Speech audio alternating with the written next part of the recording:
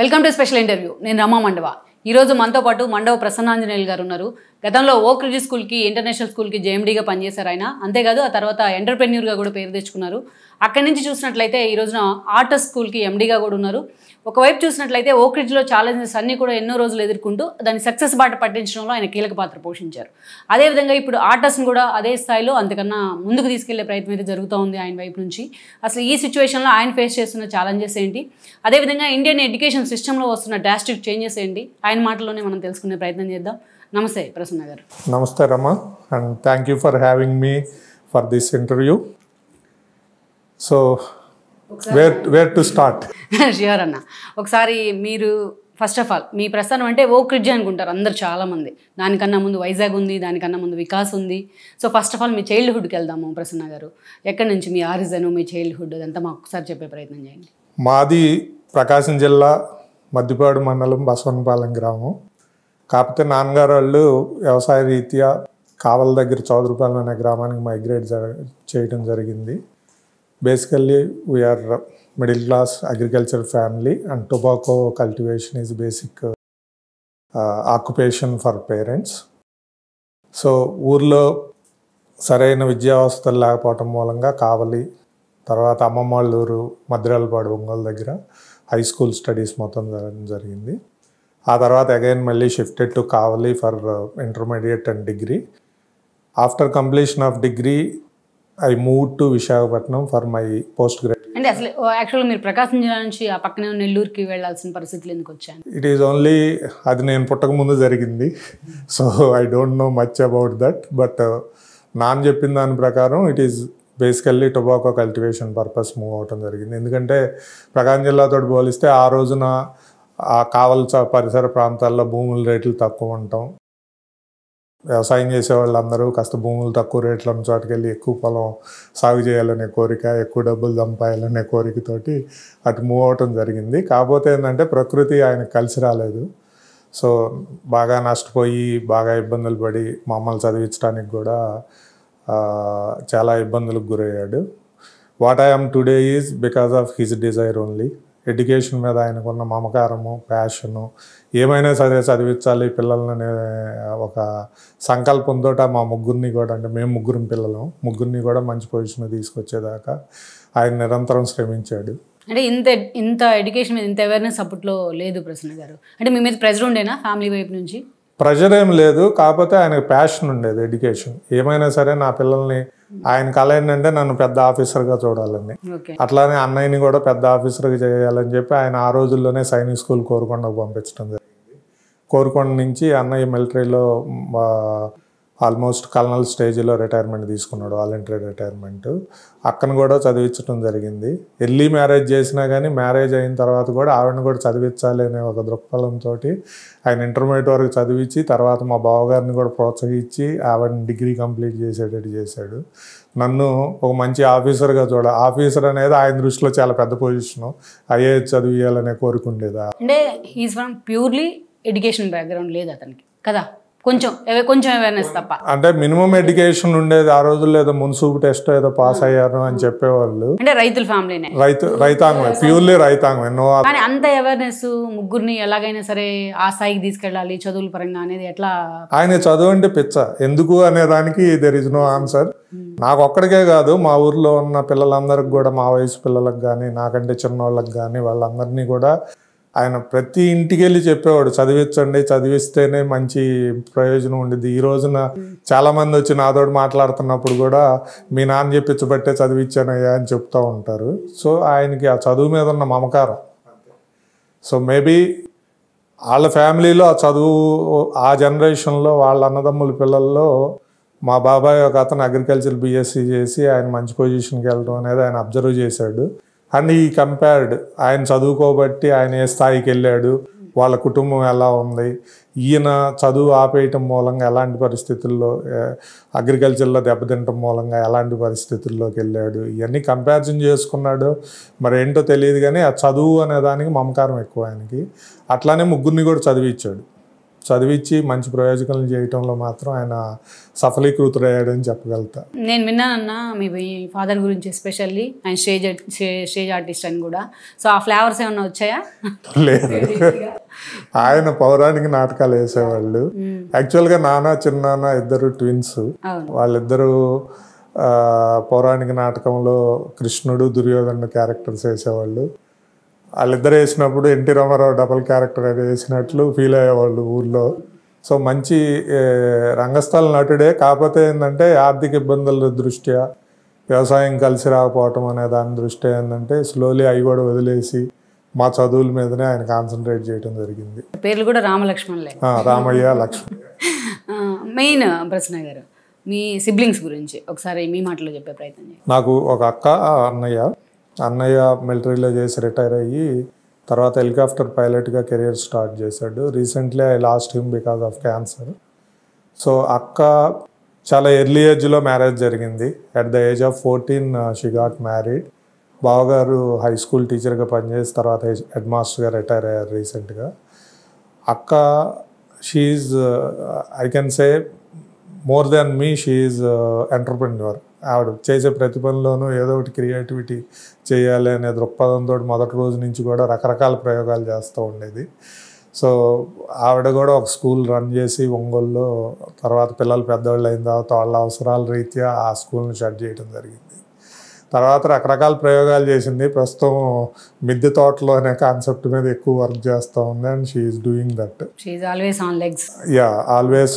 She is not going to sit leisurely. Even at the age of 60 also she continuously work. Recently ఒక school తోటి associate అయ్యి ఆ స్కూల్కి ఒక consultant రోల్లో షీ ఈస్ గోయింగ్. యా, చేస్తున్న ఒంగోలులో ఉంటారు వాళ్ళు. దెన్ మీరు ఎస్పెషల్లీ మీ primary education, high school education తర్వాత మీరు ఎటువైపు మూవ్ అయ్యే ప్రయత్నం చేశారు? ప్రైమరీ ఎడ్యుకేషన్ అనేది నేను అంత స్కూలింగ్ కరెక్ట్గా వెళ్ళిన సందర్భాలు చాలా తక్కువ. ఎందుకంటే ఆ రోజుల్లో నాన్న మమ్మల్ని అందరిని తీసుకెళ్ళి సైనిక్ స్కూల్ కోరుకొని ఎంట్రన్స్ ఎగ్జామినేషన్ అని చెప్పి ఎక్కువ టైము ఆ కోచింగ్లో పెట్టాడు. అది ఒక 1 year to 1.5 years ఆ కోచింగ్ అయిపోయిన తర్వాత they thought me all the fundamentals and basics అన్నీ. అది లాంగ్వేజ్లో అనండి, తర్వాత మ్యాథమెటిక్స్లో అనండి, అన్నీ బేసిక్స్ చెప్పిన తర్వాత డైరెక్ట్గా నన్ను మా తాతయ్య వాళ్ళ ఊర్లో తీసుకెళ్ళి 5th క్లాస్లో అడ్మిట్ చేయడం జరిగింది. సో 5th to 10th నేను మద్రాలపాడు హై స్కూల్లో చదివాను. We are fortunate on one area is, ఆ రోజున అది ఎయిడెడ్ పాఠశాల అవటం మూలంగా అక్కడ మంచి టీచర్స్ ఉండేవాళ్ళు. They encouraged us a lot. వాళ్ళ ఎంకరేజ్మెంట్ ఏ రకంగా ఉండేదంటే, one small example I will quote here.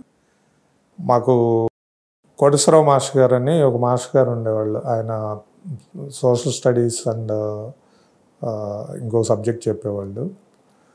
నాకు 100కి 92 మార్క్స్ వస్తే ఆ రోజు క్లాస్లో అందరికంటే నన్నే ఎక్కువ కొట్టాడు. అదేంటి సార్ 92 వస్తే నన్ను ఎందుకు కొట్టారు అని చెప్పి మళ్ళీ ఆయన దగ్గరికి వెళ్తే, వాళ్ళకి పొటెన్షియల్ లేదు, నీకు పొటెన్షియల్ ఉంది. సో నువ్వు 8 మార్క్స్ నీ ఒళ్ళు పథకం కొద్దీ నువ్వు తక్కువ తెచ్చుకున్నావు. సో ఇంకోసారి జీవితంలో నువ్వు తక్కువ తెచ్చుకోవాలనే తలంపు నీ మైండ్లోకి రాకుండా నేను ఎక్కువ కొట్టాను. This is life lesson for you, for entire your life అని చెప్పి ఆయన నన్ను చాలా చాలా దారుణంగా కొట్టాడు ఆ రోజు మాత్రం.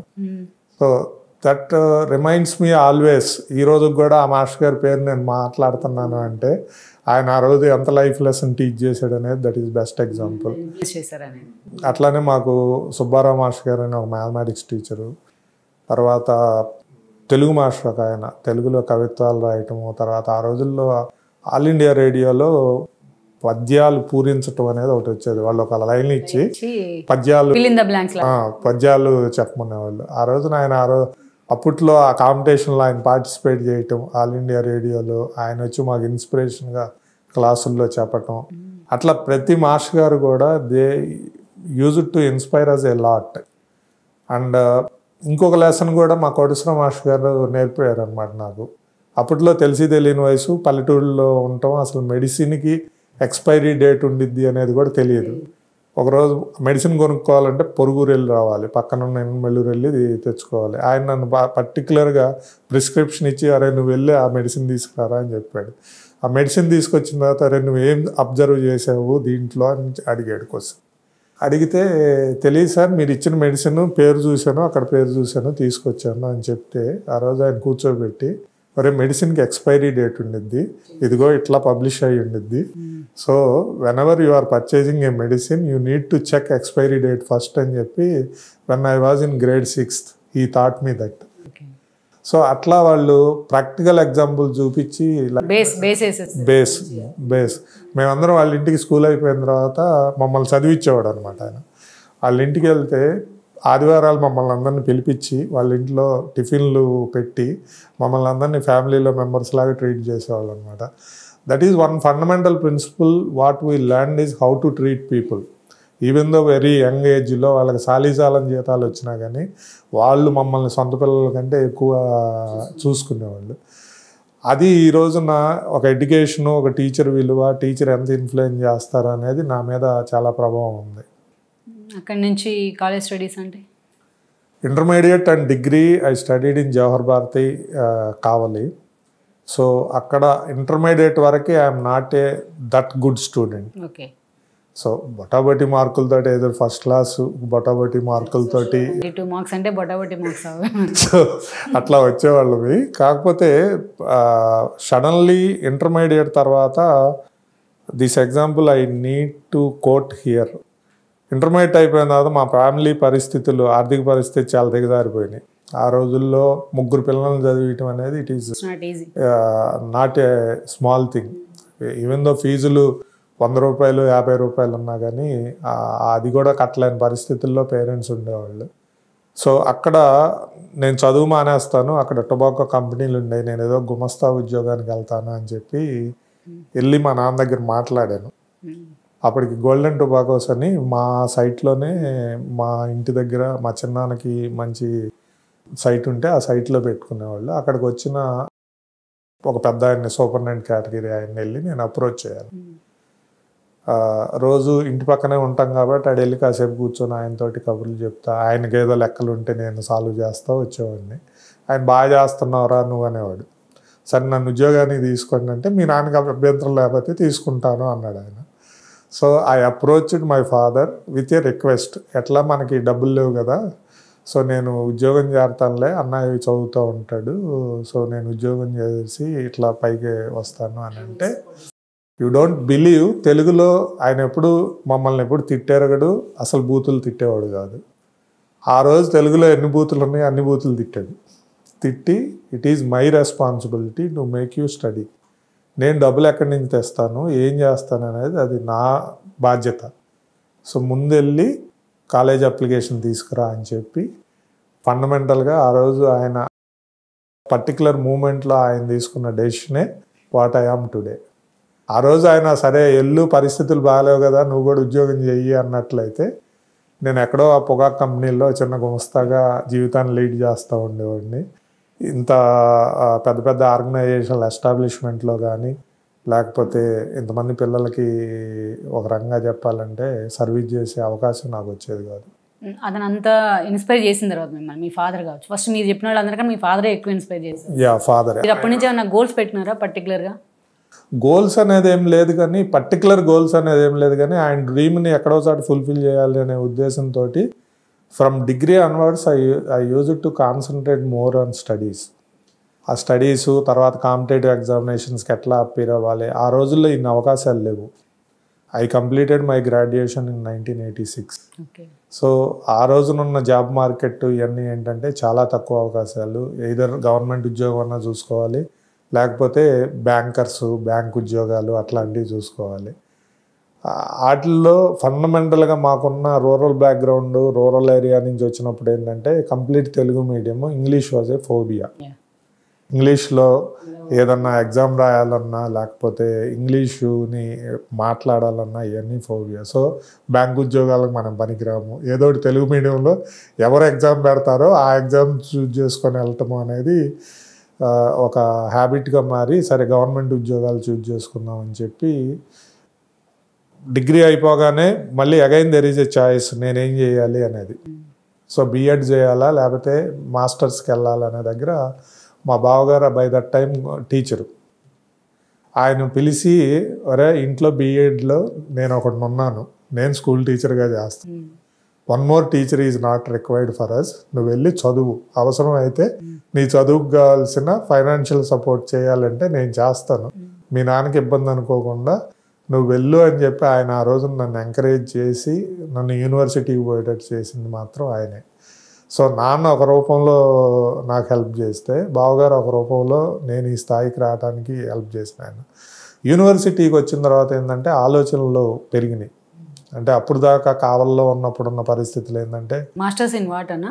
Masters in economics. ఓకే. కావల్లో ఉన్నప్పుడు ఫండమెంటల్గా మన ఆలోచనలు ఎట్లా ఉన్నాయంటే రిజర్వేషన్స్ ఏమి లేవు మనకి, జనరల్ కేటగిరీలో గవర్నమెంట్ ఉద్యోగం తెచ్చుకోవడం చాలా కష్టం, రిస్క్ అది. సో ఉన్న అవకాశాలు చాలా తక్కువ, గవర్నమెంట్ ఉద్యోగాలు నోటిఫికేషన్ ఎప్పుడో పడింది, అసలు ఉద్యోగాలు రావు అనే ఉద్దేశం నుంచి యూనివర్సిటీకి వెళ్ళిన తర్వాత నువ్వు కష్టపడి చదివితే సాధ్యపడందంటూ ఏమీ లేదు, you have plenty of opportunities even in government అని నేర్పింది యూనివర్సిటీ. ఆ రోజుల్లో ఆంధ్ర యూనివర్సిటీలో ఎక్కువ మంది సివిల్ సర్వీసెస్కి ప్రిపేర్ అవ్వటం, సివిల్ సర్వీసెస్ సెలెక్ట్ అవ్వటం కూడా జరిగింది. సో మా సీనియర్స్, ఇప్పుడు తెలంగాణ చీఫ్ సెక్రటరీ ఉన్న శాంతకుమారి గారు మా సీనియర్, ఆవిడ మేము యూనివర్సిటీకి అడుగుపెట్టిన రోజుల్లో షీ సెలెక్టెడ్ ఫర్ ఐఏఎస్. అవన్నీ చూసిన తర్వాత ఒక ఇన్స్పిరేషన్ అనేది వచ్చింది మాకు. ఆ ఇన్స్పిరేషన్ వచ్చి మాస్టర్స్ అయిన వెంటనే, ఎకనామిక్స్ అయిపోయిన వెంటనే okay we need to study for civil services అని చెప్పి సివిల్ సర్వీసెస్ ఎగ్జామ్ కోసం ప్రిపరేషన్ స్టార్ట్ చేసాం. ఆ ప్రిపరేషన్ స్టార్ట్ చేసిన జర్నీలోనే నాగప్రసాద్ గారు నాకు కలవటం జరిగింది. ఆయన ఈ came to Visakhapatnam for civil services preparation. So అందరం కలిసి సివిల్ సర్వీసెస్ ప్రిపరేషన్ స్థాయిలో ఏంటంటే we acquired sufficient knowledge and మేము చదువుకున్న దాంట్లో లోటుపాట్లు ఎక్కడ ఉన్నాయి అనేది మాకు అర్థమైంది by that time. We didn't select for civil services. మెయిన్స్లో క్వాలిఫై ఇంటర్వ్యూకి వెళ్ళిన దాకా ఒకరిద్దరు ఉన్నారు, లేకపోతే మెయిన్స్లో పోయి కొట్టుకున్న వాళ్ళు కొంతమంది ఉన్నాము. But I selected for AP revenue services in Group 2 category. So నాకు ఆ రోజున్న ఆర్థిక పరిస్థితుల దృష్ట్యా, నాకు ఆ రోజున్న కంపల్షన్స్ దృష్ట్యా I choose to go with job. ఆ జాబ్కి వెళ్ళాలని అనుకున్నాం. ఆ టైంలో ఏంటంటే Nagaprasad his attitude is he don't want to satisfy with small things. నేను అసలు స్మాల్ పోస్టులకి నేను అప్లై చేయను అనుకున్న కేటగిరీ అయింది. వాళ్ళకి ఫైనాన్షియల్గా అంత ఒడిదుడుకులు లేవు. సో ఏంటంటే ఆయన చూపు ఎప్పుడు పెద్దవాటి మీద ఉండి అంతకంటే పై స్థాయికి వెళ్ళాలి అని ఆలోచించేవాడు. When compared to all of us, ఆ ఏజ్లో ద మెచ్యూరిటీ లెవెల్ ఆల్వేస్ ఒక లెవెల్ హయ్యర్ లెవెల్లో ఉండేది ఆయనకి. ఆ మెచ్యూరిటీ లెవెల్ కానీ లేకపోతే ఆలోచన విధానం కానీ, ఒక 10 సంవత్సరాల తర్వాత ఏం కావాలి అనే విజనరీగా ఆలోచించడంలో హీఈస్ హ్యావింగ్ డెఫినెట్లీ స్ట్రెంగ్త్. ఆయన కూర్చొని మమ్మల్ని అందరిని కూర్చోబెట్టుకొని అసలు ఎడ్యుకేషను సిస్టమ్ ఎలా ఉండాలి ఏంటి అనే దాంట్లో we use to have number of hours discussion. ఇట్లా కాదు, అప్పట్లో ఇంటర్మీడియట్ ఎడ్యుకేషన్కి ఎన్టీ రామారావు గవర్నమెంట్ వచ్చిన తర్వాత కోఆపరేటివ్ జూనియర్ కాలేజెస్ అని కొద్దిగా ఇంటర్మీడియట్ ఎడ్యుకేషన్ ఎక్కువ ప్రైవేటైజ్ అయింది. ఆ ప్రైవేటైజ్ అయినప్పుడు జూనియర్ కాలేజెస్ కాన్సెప్ట్ వచ్చింది. అప్పుడు మామూలుగా ఆంధ్రాలో ఇంజనీరింగ్ కాలేజీలు మెడికల్ కాలేజీలు తక్కువ ఉన్నాయి. సో ఎవరైతే ఇంజనీరింగ్ అండ్ మెడికల్ ఎంట్రన్స్ ఫోకస్డ్గా స్కూల్స్ నడిపేవాళ్ళు, జూనియర్ కాలేజెస్ నడిపేవాళ్ళు, వాళ్ళకి డిమాండ్ ఉండేది. 91 to 93 ప్రాంతం, ఆ ప్రాంతంలో నారాయణ ఒకటి, చైతన్య ఒకటి, తర్వాత రత్నంగారని, నెల్లూరు, గుంటూరు, విజయవాడ, ఈ 3 సెంటర్లే హబ్బులుగా ఉండేవి. మేజర్గా ఇట్లాంటి ఇన్స్టిట్యూషన్లు కోరా అని ఇట్లా పెద్ద పెద్ద ఇన్స్టిట్యూషన్లు ఒక 4-5 ఉండేవి. ఈ 4-5 కూడా విజయవాడ, గుంటూరు, నెల్లూరు ఈ ప్రాంతాల్లోనే ఉండేవి. అక్రాస్ ఆంధ్రప్రదేశ్ నుంచి మిగిలిన అన్ని జిల్లాల నుంచి 23 జిల్లాల్లో ఉన్న ఇంటర్మీడియట్ చదివే పిల్లలందరూ కూడా their aspiration is to join in those institution. Guntur వెళ్ళటము, లేకపోతే నెల్లూరు వెళ్ళటము, లేకపోతే విజయవాడ వెళ్ళటము, ఈ 3 సెంటర్లే ఎక్కువ ఫ్లరిష్ అయ్యాయి. వాళ్ళకున్న ఆర్థిక పరిస్థితుల దృష్ట్యా అక్కడ దాకా వెళ్ళగలిగేవాళ్ళు, లేని వాళ్ళు అక్కడ లోకల్గా ఉన్న గవర్నమెంట్ కాలేజీల్లో చదివేవాళ్ళు. So we thought that there is a vacuum in north Andhran districts because we are sitting at Visakhapatnam. So Visakhapatnam గురించి ఆలోచించినప్పుడు ఏంటంటే అక్కడ మంచి ఇన్స్టిట్యూషన్లు లేవు, అక్కడ కొంత వ్యాక్యూమ్ ఉంది. సో అక్కడ మనం జూనియర్ కాలేజ్ స్టార్ట్ చేస్తే కొంత సక్సెస్ కావటానికి ఛాన్సెస్ ఉన్నాయి. కానీ అప్పటికే వారిని జాబ్ కదా, నేను అప్పటికి జాబ్ సెలెక్ట్ అయినా కానీ మాకు అపాయింట్మెంట్స్ ఇవ్వాల. కాంగ్రెస్ గవర్నమెంట్లో 91లో సెలెక్ట్ అయ్యాము, 91లో ఎగ్జామ్ రాసాము, 92కి వారు సెలెక్టెడ్ అనే ఒక కమ్యూనికేషన్ అయితే ఇచ్చారు కానీ దే డిడ్ంట్ గివ్ జాబ్. అప్పట్లో మరి ఒక రిసోర్సెస్ లేకపోవడం మూలంగా కానీ ఫైనాన్సెస్ లేకపోవడం మూలంగా కానీ they didn't give us offer letter. They didn't give us offer letter. Offer letter 95లో వచ్చింది. సో ఆఫ్టర్ 3.5 years మేము, అది కూడా చాలా డ్రామాటిక్గా వచ్చింది. I will let you know that story. So అప్పుడు సెలక్షన్ రాలేదు, వాట్ నెక్స్ట్ అనే పరిస్థితుల్లో ఉద్యోగం సెలెక్ట్ అయినా కానీ అది రావట్లేదు, ఏం చేయాలనేది అందరం కూర్చొని డిస్కస్ చేసుకునే దాంట్లో నాగప్రసాద్ వాళ్ళ చైల్డ్హుడ్ రాజశేఖర్, వాళ్ళిద్దరు గ్రేడ్ 2 నుంచి క్లాస్మేట్స్. సో ఆఫ్టర్ 12th ఏంటంటే రాజశేఖర్ గారు ఇంజనీరింగ్కి వెళ్ళారు, నాగప్రసాద్ గారు డిగ్రీ చదివి ఎంఎస్సి మ్యాథమెటిక్స్ చేశాడు తను. ఈయనేమో సివిల్ సర్వీసెస్ పాత్ని చూజ్ చేసుకున్నాడు. ఆయనేమో ఇంజనీరింగ్ చేసి స్మాల్ కాంట్రాక్టర్స్, తర్వాత వాళ్ళ ఫాదర్కి పౌల్ట్రీ ఉంటే పౌల్ట్రీ బిజినెస్ వాటిని టేకప్ చేయటం జరిగింది. సో ఇద్దరు చెరొక రూట్లో వెళ్ళినా కానీ వాళ్ళిద్దరూ ఏంటంటే మొదటి నుంచి ఉన్న సాన్నిహిత్యం దృష్ట్యా, వాళ్ళిద్దరికి ఉన్న స్నేహం దృష్ట్యా they want to collectively do something. అప్పుడు ఆయన నాగప్రసాద్ గారు, బై దట్ టైం నాగప్రసాద్ గారి బ్రదర్ సీతారాం గారిని ఆయన యూఎస్కి వెళ్ళాలని మేము ప్రయత్నాలు చేస్తూ ఉన్నారు after engineering. So he didn't get visa. So అందరం ఖాళీగా ఉన్నాం కాబట్టి ఏం చేయాలనే డిస్కషన్లో, సరే ఇప్పుడు నేను చెప్పినట్లు నార్త్ ఆంధ్రాలో వాక్యం ఉంది, ఆల్రెడీ విశాఖపట్నంలో ఉన్నాం కాబట్టి కొద్దిగా ఫెమిలియర్ అయ్యాం కాబట్టి letter start Visakhapatnam some junior college అనేది కాన్సెప్ట్ అక్కడ స్టార్ట్ అయింది. అక్కడ 93లో సీతారాం గారు యుఎస్ ఆప్షను, తర్వాత నాది ఉద్యోగం ఆప్షన్ ఉండటం మూలంగా మేమిద్దరం ఆ రోజుకి దాంట్లో పార్ట్గా లేము. అవుట్ సైడ్ నుంచి we are helping them, but we are not part of Vikas initial stages. పార్ట్నర్లుగా అయితే జాయిన్ అవ్వలేదు. So Vikas residential junior college అని చెప్పి we started in 1993 in Visakhapatnam. Nagaprasad and Rajasekhar ప్రమోటర్స్గా ఆర్గనైజేషన్ స్టార్ట్ అయింది. సో ఆ జర్నీ నేను సీతారాం గారు అక్కడే ఉన్నాము, అక్కడే ఆర్గనైజేషన్లో పార్ట్గా వర్క్ చేస్తున్నాము. 95 somewhere in month of July I got my appointment letter. 3.5 years తర్వాత రెవెన్యూలో ఉద్యోగం వచ్చింది. అది ఏంటి, గవర్నమెంట్ మారింది. సో కాంగ్రెస్ గవర్నమెంట్ పోయి అప్పుడు తెలుగుదేశం గవర్నమెంట్ వచ్చింది, ఎన్టీ రామారావు గారు ముఖ్యమంత్రి అయ్యారు. సో మా బ్యాచ్లో select, our size big selection అన్నమాట, batch size is huge. Deputy tahsildars అని చెప్పి ఒక 300+ మెంబర్స్ సెలెక్ట్ అయ్యారు. అప్పుడు చాలా పెద్ద రిక్రూట్మెంట్ అది. అంటే అయినా ఆల్రెడీ వికాస్ స్టార్ట్ చేశాక మీరు జాయిన్ అయిపోయారు? ఎందుకంటే నేనేమి ఇన్వెస్ట్ చేయలేదు వికాస్లో, అండ్ ఇన్వెస్ట్ చేయడానికి నా దగ్గర డబ్బులు కూడా లేవు. డిప్యూటీ తహసీల్దార్ సెలెక్ట్ అయ్యారు. అప్పుడు ఏంటంటే డిప్యూటీ తహసీల్దార్స్కి డైరెక్ట్ ఎంఆర్ఓ ఇచ్చాం.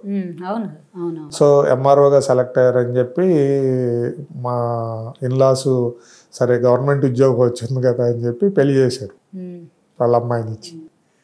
So 95 May I got married. 95 July I got my appointment. Till 95 July దాకా కూడా నేను వికాస్లో పార్టే. సో ఈ ఏరియా ఆ ఏరియా లేకుండా అన్ని ఏరియాస్లో ఇన్వాల్వ్మెంట్ ఉండేది. 95 Julyలో ఎప్పుడైతే జాబ్కి అపాయింట్మెంట్ లెటర్ వచ్చిందో I joined immediately. So first posting, so 1 year training అయితే కంప్లీట్ చేశాను. కంప్లీట్ చేయగానే the first decision what government changed, మీరు డిప్యూటీ తహసీల్దార్లు మీకు ఎంఆర్ఓ పొజిషన్ ఇవ్వమన్నారు. That is one big disappointment for us. Direct MRO వేయకుండా MRO office superintendent అని ఇచ్చారు. ఎంఆర్ఓ ఆఫీస్ సూపరింటెండెంట్ ఇచ్చేటప్పటికి వెళ్ళి జాయిన్ అయ్యాను. First posting Payakaraopeta, Visakhapatnam district. అక్కడ కూర్చున్నాను. సరే ఒక 2 రోజులు నడిచిన తర్వాత one day one clerk came to me and asked, మీకు ఒక 5 kgs పంచదార వచ్చింది, ఎక్కడ పంపమంటారని అడిగాడు. అసలు పంచదార ఏంటి నాకేంటి అని అడిగితే, లేదండి సివిల్ సప్లైస్ వాళ్ళు మన ఆఫీస్ వాళ్ళకి ఎంతో కొంత ఇస్తుంటారు అంటే, that day I clearly told them that మీరు నాకేమి ఇవ్వద్దు, నేను మీకేమి ఇవ్వను. సో అంటే అక్కడ తీసుకోవడం తప్పు రైట్ అనేది నేను డిబేట్ చేయట్లేదు. ఆ కల్చర్ నాకు కొత్తగా అనిపించింది. ఆఫీస్లో వాళ్ళు వచ్చి నాకు పంచదారులు వేయటం ఏంటి, నేను ఉద్యోగం చేయటం ఏంటి అనేదాన్ని at least I'm unable to digest. Because అప్పుడే యూనివర్సిటీ నుంచి వెళ్ళాము, ఏదో కొంచెం భావజాలం ఉంది. కొద్దిగా కావాలి అంటేనే ఈ పీడిఎస్యు డిఎస్ఓ ఇట్లాంటి ఆర్గనైజేషన్లకు పెట్టిన పేరు ఆ కమ్యూనిస్ట్ భావజాలం ఉండేది. సో ఇవన్నిటినీ అక్కడికి వెళ్ళగానే పరిస్థితులు చాలా డిఫరెంట్గా అనిపించినాయి. ఒక్క పని కూడా మన చేతుల్లో మనం ఏమీ చేయలేము. It is all under political clutches. So politician ప్రమేయం లేకుండా మనం ఏం చేయలేము ఆఫీసర్గా అనేదాన్ని అందులో ఆ చిన్న పొజిషన్లో మేబీ ఒక డిస్టిక్ లెవెల్ ఆఫీసర్ అయితే ఏమన్నా చేయగలరేమో తప్పించి మండల్ లెవెల్ ఆఫీసర్లో లేకపోతే ఒక step below the mandal level officer మనం చేయాలనుకున్నా కానీ మనం చాలామందికి సమాధానము జవాబుదారీతనం చాలామంది ఉంది, అక్కడ ఇమ్మీడియట్ ఆఫీసర్ ప్రమేయం లేకుండా ఏం చేయలేము అనేది రియలైజ్ అయ్యాం. సో అట్లా there were 2-3 incident which made my mind not to continue in the job. So అవన్నీ ఇప్పుడు అప్రస్తుతం అనుకో. ఇమ్మీడియట్లీ ఏంటంటే I made up my mind within 3-4 monthsలో ఈ ఉద్యోగం నేను చేయలేను అనేది డెసిషన్ తీసుకొని తర్వాత ఏమైందంటే సబ్సిక్వెంట్గా ఈ జోన్స్ రీఆర్గనైజేషన్ అని చెప్పి జోన్ 1లో ఉన్న విశాఖపట్నంలో మేము సర్ప్లస్ అని చెప్పి నా నేటివ్ జోన్కి ట్రాన్స్ఫర్ చేశారు. విత్ ఇన్ 4 monthsలోనే they transferred me to zone 3 Guntur డిస్టిక్కి, గుంటూరు కలెక్టర్ ఆఫీస్కి రిపోర్ట్ చేయమన్నారు. ఆ గుంటూరు కలెక్టర్ ఆఫీస్ వాళ్ళు అప్పట్లో ఫోటో ఐడెంటిటీ కార్డ్స్కి ఒక స్పెషల్ డిప్యూటీ తహసీల్దార్ ఉండేది. పని ఏమీ ఉండేది కాదు. ఫోటో ఐడెంటిటీ కార్డ్స్ చేపించి వాటిని ఎలక్షన్ కమిషన్కి సబ్మిట్ చేయటం అనమాట. నేను ఈ పనులన్నిటికీ చెయ్యాలా. By that time I had some flavour in education and education మీద మమకారం ఉంది, నాన్న నుంచి వచ్చిన క్వాలిటీ. ప్లస్ మంచి కంపానియన్ ఉంది, నాగప్రసాద్, రాజశేఖర్ వీళ్ళందరూ మంచి companion. And already they got experience and exposure in education. So మనం ఆ ఎడ్యుకేషన్ని దాన్ని వదిలేసి ఇక్కడ మనం చేయలేని పని కోసం మనం ఇంత టైం వేస్ట్ చేయాలా అనిపించింది. ఆ రోజుల్లో గవర్నమెంట్ ఉద్యోగం మానేసి వ్యాపారం స్టార్ట్ చేయాలంటే it is a risky decision. That నాకున్న ఫైనాన్షియల్ పొజిషన్కి. I didn't have much financial. మీ ఫాదర్ కర్రబుచ్చుకొని వెంటబడాలి. Yeah, so zero financial status అని చెప్పాలి. ఆ రోజున immediately I contacted Nagaprasad and Rajasekhar. I don't want to continue the job. నేను మీరు ఒప్పుకుంటే I will come and expand Vikas అని చెప్పి I put a proposal to them. Immediately both of them agreed. ఏం చేస్తావులే వచ్చేయి మాతో చేద్దాం అని చెప్పి వాళ్ళిద్దరు కూడా దే ఎంకరేజ్డ్ మై డెసిషన్. తర్వాత ఫ్యామిలీని కన్విన్స్ చేయాలి కదా. By that time got married and కొడుకు పుట్టాడు. సో ఉద్యోగం మానేస్తే ఇమీడియట్గా అసలు జీతం లేకపోతే సంపాదన లేదు, సంపాదన లేకపోతే ఫ్యామిలీ పోషణ. ఇంతకుముందంటే ఒక్కడిని కాబట్టి హాస్టల్లో బతికాను, ఇక్కడ అది కాదు కదా పరిస్థితి. సో ఇమీడియట్లీ నాన్నకి చెప్పాను, నీకు ఏది మంచి అనిపిస్తే అది చేయరా అన్నాడు. Never he said no to me. నీకు ఏది మంచి అనిపిస్తే నీవు చేయరా, నీకు ఆల్రెడీ నువ్వు పెద్దడు అయిపోయావు అండ్ నీకు నీ ఫ్యామిలీ ఉంది. సో నన్ను కాదు అడగాల్సింది, మీ ఇంట్లో మీ ఆవిడని అడుగు, ఇఫ్ షీ ఈజ్ ఓకే, నాకు అభ్యంతరం అయితే ఏం లేదని చెప్పాడు. So I made proposal to my in laws and my wife. ఇక్కడ కంపల్సరీగా I should say thank to my mother in law. She is instrumental in accepting the decision in family. Wife ఎటువంటి పరిస్థితుల్లో షీ సపోర్టెడ్ మీ. అది మంచి అయినా చెడైనా నీకు మంచిది అనిపిస్తే వెళ్ళిపో అంది ఒకటే మాట. So I need not bother about her decision much, ఎందుకంటే I know that she is going to with me. So in laws వాళ్ళేంటి గవర్నమెంట్ ఉద్యోగం ఉందని పిల్లనిచ్చారు. So when I proposed, my father in law ఆయనకు కొద్దిగా ఉద్యోగం అంటే ఇంట్రెస్ట్, ఆయన గవర్నమెంట్ జాబ్లో ఉన్నారు. సో ఎటువంటి ఒడుదుడుకులు ఉండవు కదా, పిల్లలతో మీరు హ్యాపీగా ఉండొచ్చు కదా, గవర్నమెంట్ ఉద్యోగం మానేసి ఎందుకు రావాలి అని చెప్పి ఆయన he was little apprehensive for saying okay. కాకపోతే మా మదర్ ఇన్ లా ఉండి షీ సెడ్ మీకు నచ్చింది చెయ్యండి, you go ahead with your decision, దానికి ఎంత కావాలో చెప్పండి, అవసరమైతే మన పొలం ఉంది దాన్ని అమ్మేసి తెచ్చిస్తాను అని చెప్పి she encouraged. And as she promised she gave that amounts also whatever required for investment. And with encouragement from Nagaprasad, Rajasekhar and family members, all the family members, అది చరిత అవనండి వైఫ్, మదర్ ఇన్ లా అవనండి, అటుపక్క father అవనండి. So everybody encouraged. అంటే మీ మీద invest చేశారు వాళ్ళంతా, అటు నమ్మకాన్ని ఇటు డబ్బుల్ని. Yeah. So I lost 2 years 1995 to 97 in government employment. So 97 ఏప్రిల్లో తిరుపతి వికాస్ స్టార్ట్ చేయడం జరిగింది.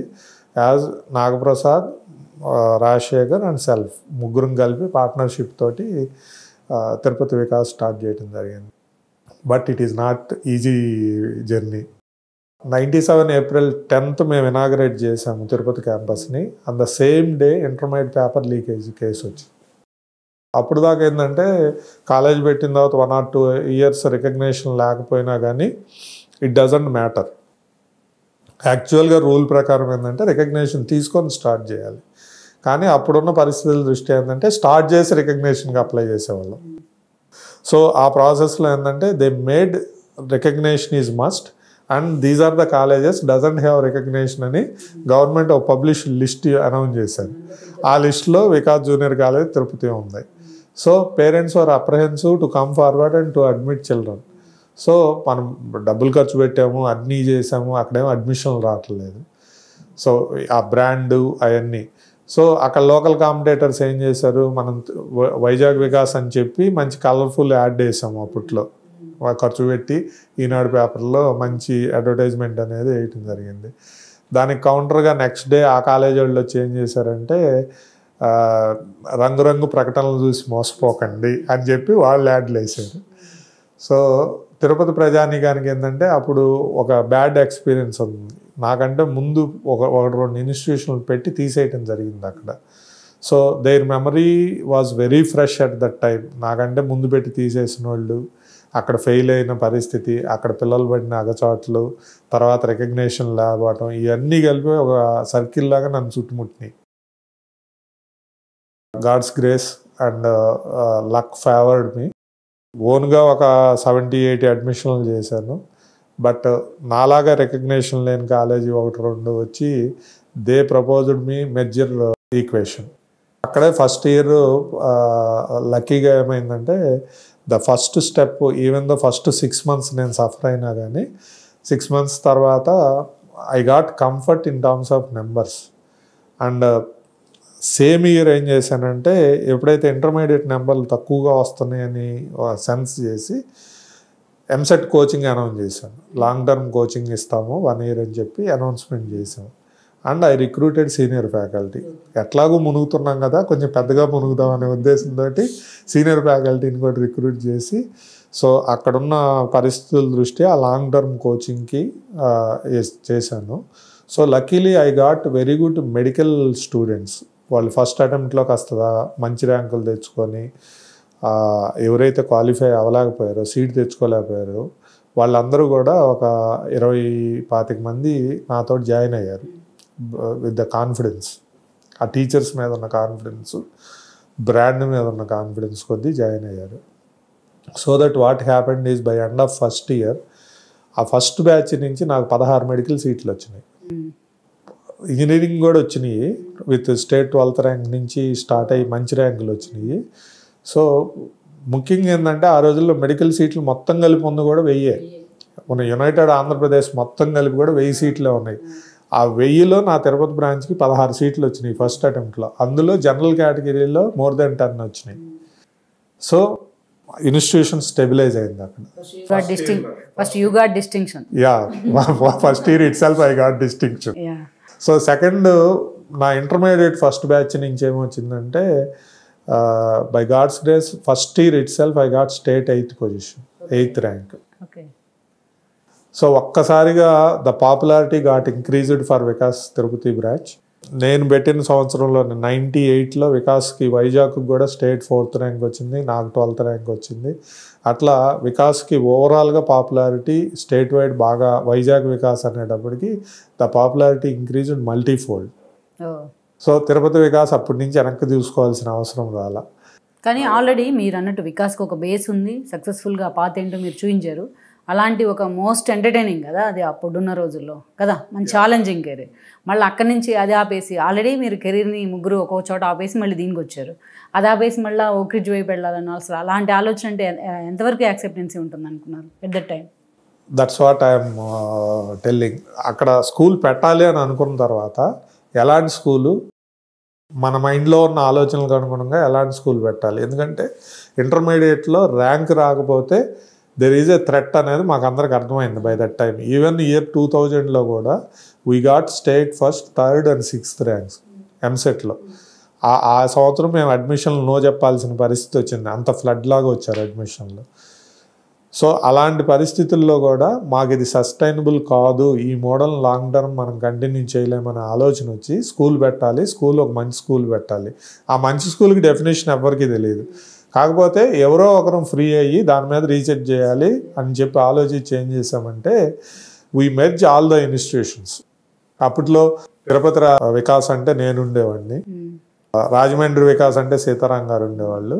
సో తర్వాత నలంద టాలెంట్ స్కూల్ అని ధనంజయ్ గారు ఉండేవాళ్ళు. ఈ అన్ని ఎంటిటీలు వైజాగ్ వికాస్ అంటే నాగప్రసాద్ రాజశేఖర్ ఉండేవాళ్ళు. అంటే 5గురు ఎడ్యుకేషన్లో ఉన్నాం. మా 5గురు తోడు డివిఆర్కే ప్రసాద్ గారు అని ఆయన కన్స్ట్రక్షన్ డివిజన్లో ఉండేవాళ్ళు. మాకు హాస్టల్స్కి ప్రాపర్టీస్ ఎతకటము, వాటిని రెడీ చేయటము, ఇవన్నీ కూడా. సో మొత్తం కలిపి 6గురు టీం పనిచేస్తూ ఉండేవాళ్ళం అనమాట వికాస్ బ్రాడర్ గ్రూప్లో. సో 6గురు కలిసి డిస్కషన్లో తీసుకుంది ఏంటంటే instead of we doing place specific, ఒక్కొక్క ఊర్లో ఒక్కొక్కరు అన్ని పనులు చేసే కంటే let us divide our roles and responsibility functional manner. ఒకరు అకాడమిక్స్ చూసుకుంటే, ఒకరు అడ్మిన్ చూసుకుంటే, ఒకరు కన్స్ట్రక్షన్ చూసుకుంటే, ఒకరు స్కూల్స్ డివిజన్ చూసుకుంటే, ఇద్దరు ఫ్రీ అయితే రీసెర్చ్ మీద పెడతాము అనే ఉద్దేశంతో Nagaprasad and Rajasekhar got free from Vikas system. Free అంటే మాకు స్ట్రాటజీలో ఉండేవాళ్ళు డే టు డే ఆపరేషన్ నుంచి ఫ్రీ చేసామన్నమాట. వాళ్ళు పై లెవెల్లో బోర్డు మీటింగుల్లో స్ట్రాటజీలో ఉండేవాళ్ళు తప్పించి డే టు డే ఆపరేషన్స్ మేము నడిపేవాళ్ళం. నేను వికాస్ మొత్తానికి ఎకనామిక్స్ చూసేవాడిని, సీతారాం గారు అడ్మినిస్ట్రేషన్ చూసేవాళ్ళు, డివిఆర్కే గారు కన్స్ట్రక్షన్ చూసేవాళ్ళు, ధనంజయ్ గారు ఏమన్నా అప్పటికి నలంద టాలెంట్ స్కూల్ అని ఒకటి ఉండేది, దాని ఆపరేషన్ చూసేవాళ్ళు. సో ఎప్పుడైతే స్కూల్ పెట్టాలి అనే ఉద్దేశం వచ్చిందో ఇయర్ 2000లో దెన్ నాగప్రసాద్ అండ్ రాజశేఖరు కాస్త రీసెర్చ్కి తిరగటం స్టార్ట్ చేశారు. వీళ్ళిద్దరితో పాటు ధనంజయ్ గారు జాయిన్ అయ్యారు. ధనంజయ్ గారు ఆల్రెడీ స్కూల్స్లో ఉన్నారు కాబట్టి he knows much about schools. అందుకోసం వీళ్ళు ముగ్గురు కలిసి స్కూల్స్ రీసెర్చ్ మొత్తం చేయటం కోసం they visited in India and abroad more than 50 schools.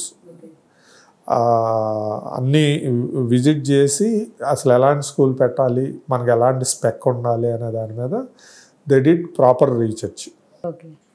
Different schools visit చేసే ప్రాసెస్లో డెహ్రాడూన్ వెళ్ళినప్పుడు షోమిదాస్ గారిని కలవడం జరిగింది.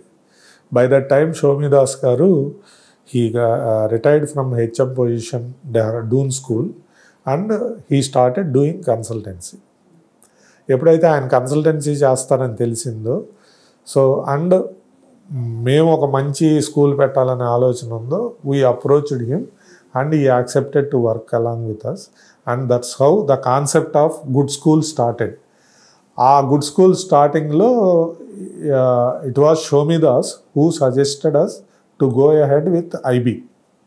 అదే నేను అడుగుదాం అంటున్నాను ప్రసన్న గారు, మీకు ఓక్ రిడ్జ్ అంటంతోనే మీరు ఐబీని ఫస్ట్ తెలుగు స్టేట్స్లో ఇంట్రడ్యూస్ చేసింది ఓక్ రిడ్జ్, దాంట్లో నో డౌట్ ఇన్ దట్. అసలు నిజంగానే ఛాలెంజ్, అసలు ఐబీ అంటే స్పెల్లింగ్ తెలియదు ఆ రోజుల్లో చాలా మంది ఎట్ ద టైం 2000. ఈవెన్ మాకు కూడా తెలియదు వాట్ ఈజ్ ఐబీ అనేది, మాకు కూడా తెలియదు. ఇట్ ఈస్ ఓన్లీ అది అంత ఛాలెంజింగ్. అసలు ఎలా దాన్ని ఇంప్లిమెంట్ చేద్దాం అనుకున్నారు, ఎలా దాన్ని టేకప్ చేశారు? It is only confidence on us and belief on Shomidas. ఏదైనా చేయగలవు అనే నమ్మకం మా మీద మాకుంది. అండ్ మాకు గురువుగారు లాంటి ఆయన షోమిదాస్ గారు వచ్చి మాతో జాయిన్ అయ్యారు కాబట్టి as a consultant and later day he was part of our organization and continues as chairman of People Combined Group. So ఆ మంచి స్కూల్ స్టార్టింగ్ అనే దాంట్లో ఎలాంటి స్కూలు, ఏం కరికులము, ఏంటి అనేది మాకు ఎవ్వరికి అవగాహన లేదు. అప్పట్లో బాగా మంచి స్కూల్ పెట్టాలంటే ఐసిఎస్సియో సిబిఎస్సియో, అది పెడితే స్టేట్ బోర్డు దాటి ఆ స్కూల్ పెట్టాలంటేనే చాలా గట్స్ ఉండాలి ఆ రోజుల్లో. ఎప్పుడైతే షోమి గారిని కలిసామో ఆయన he gave a suggestion, start with IB అంటే మాకు తెలియదు, అసలు ఎలాంటిది కావాలో తెలియదు.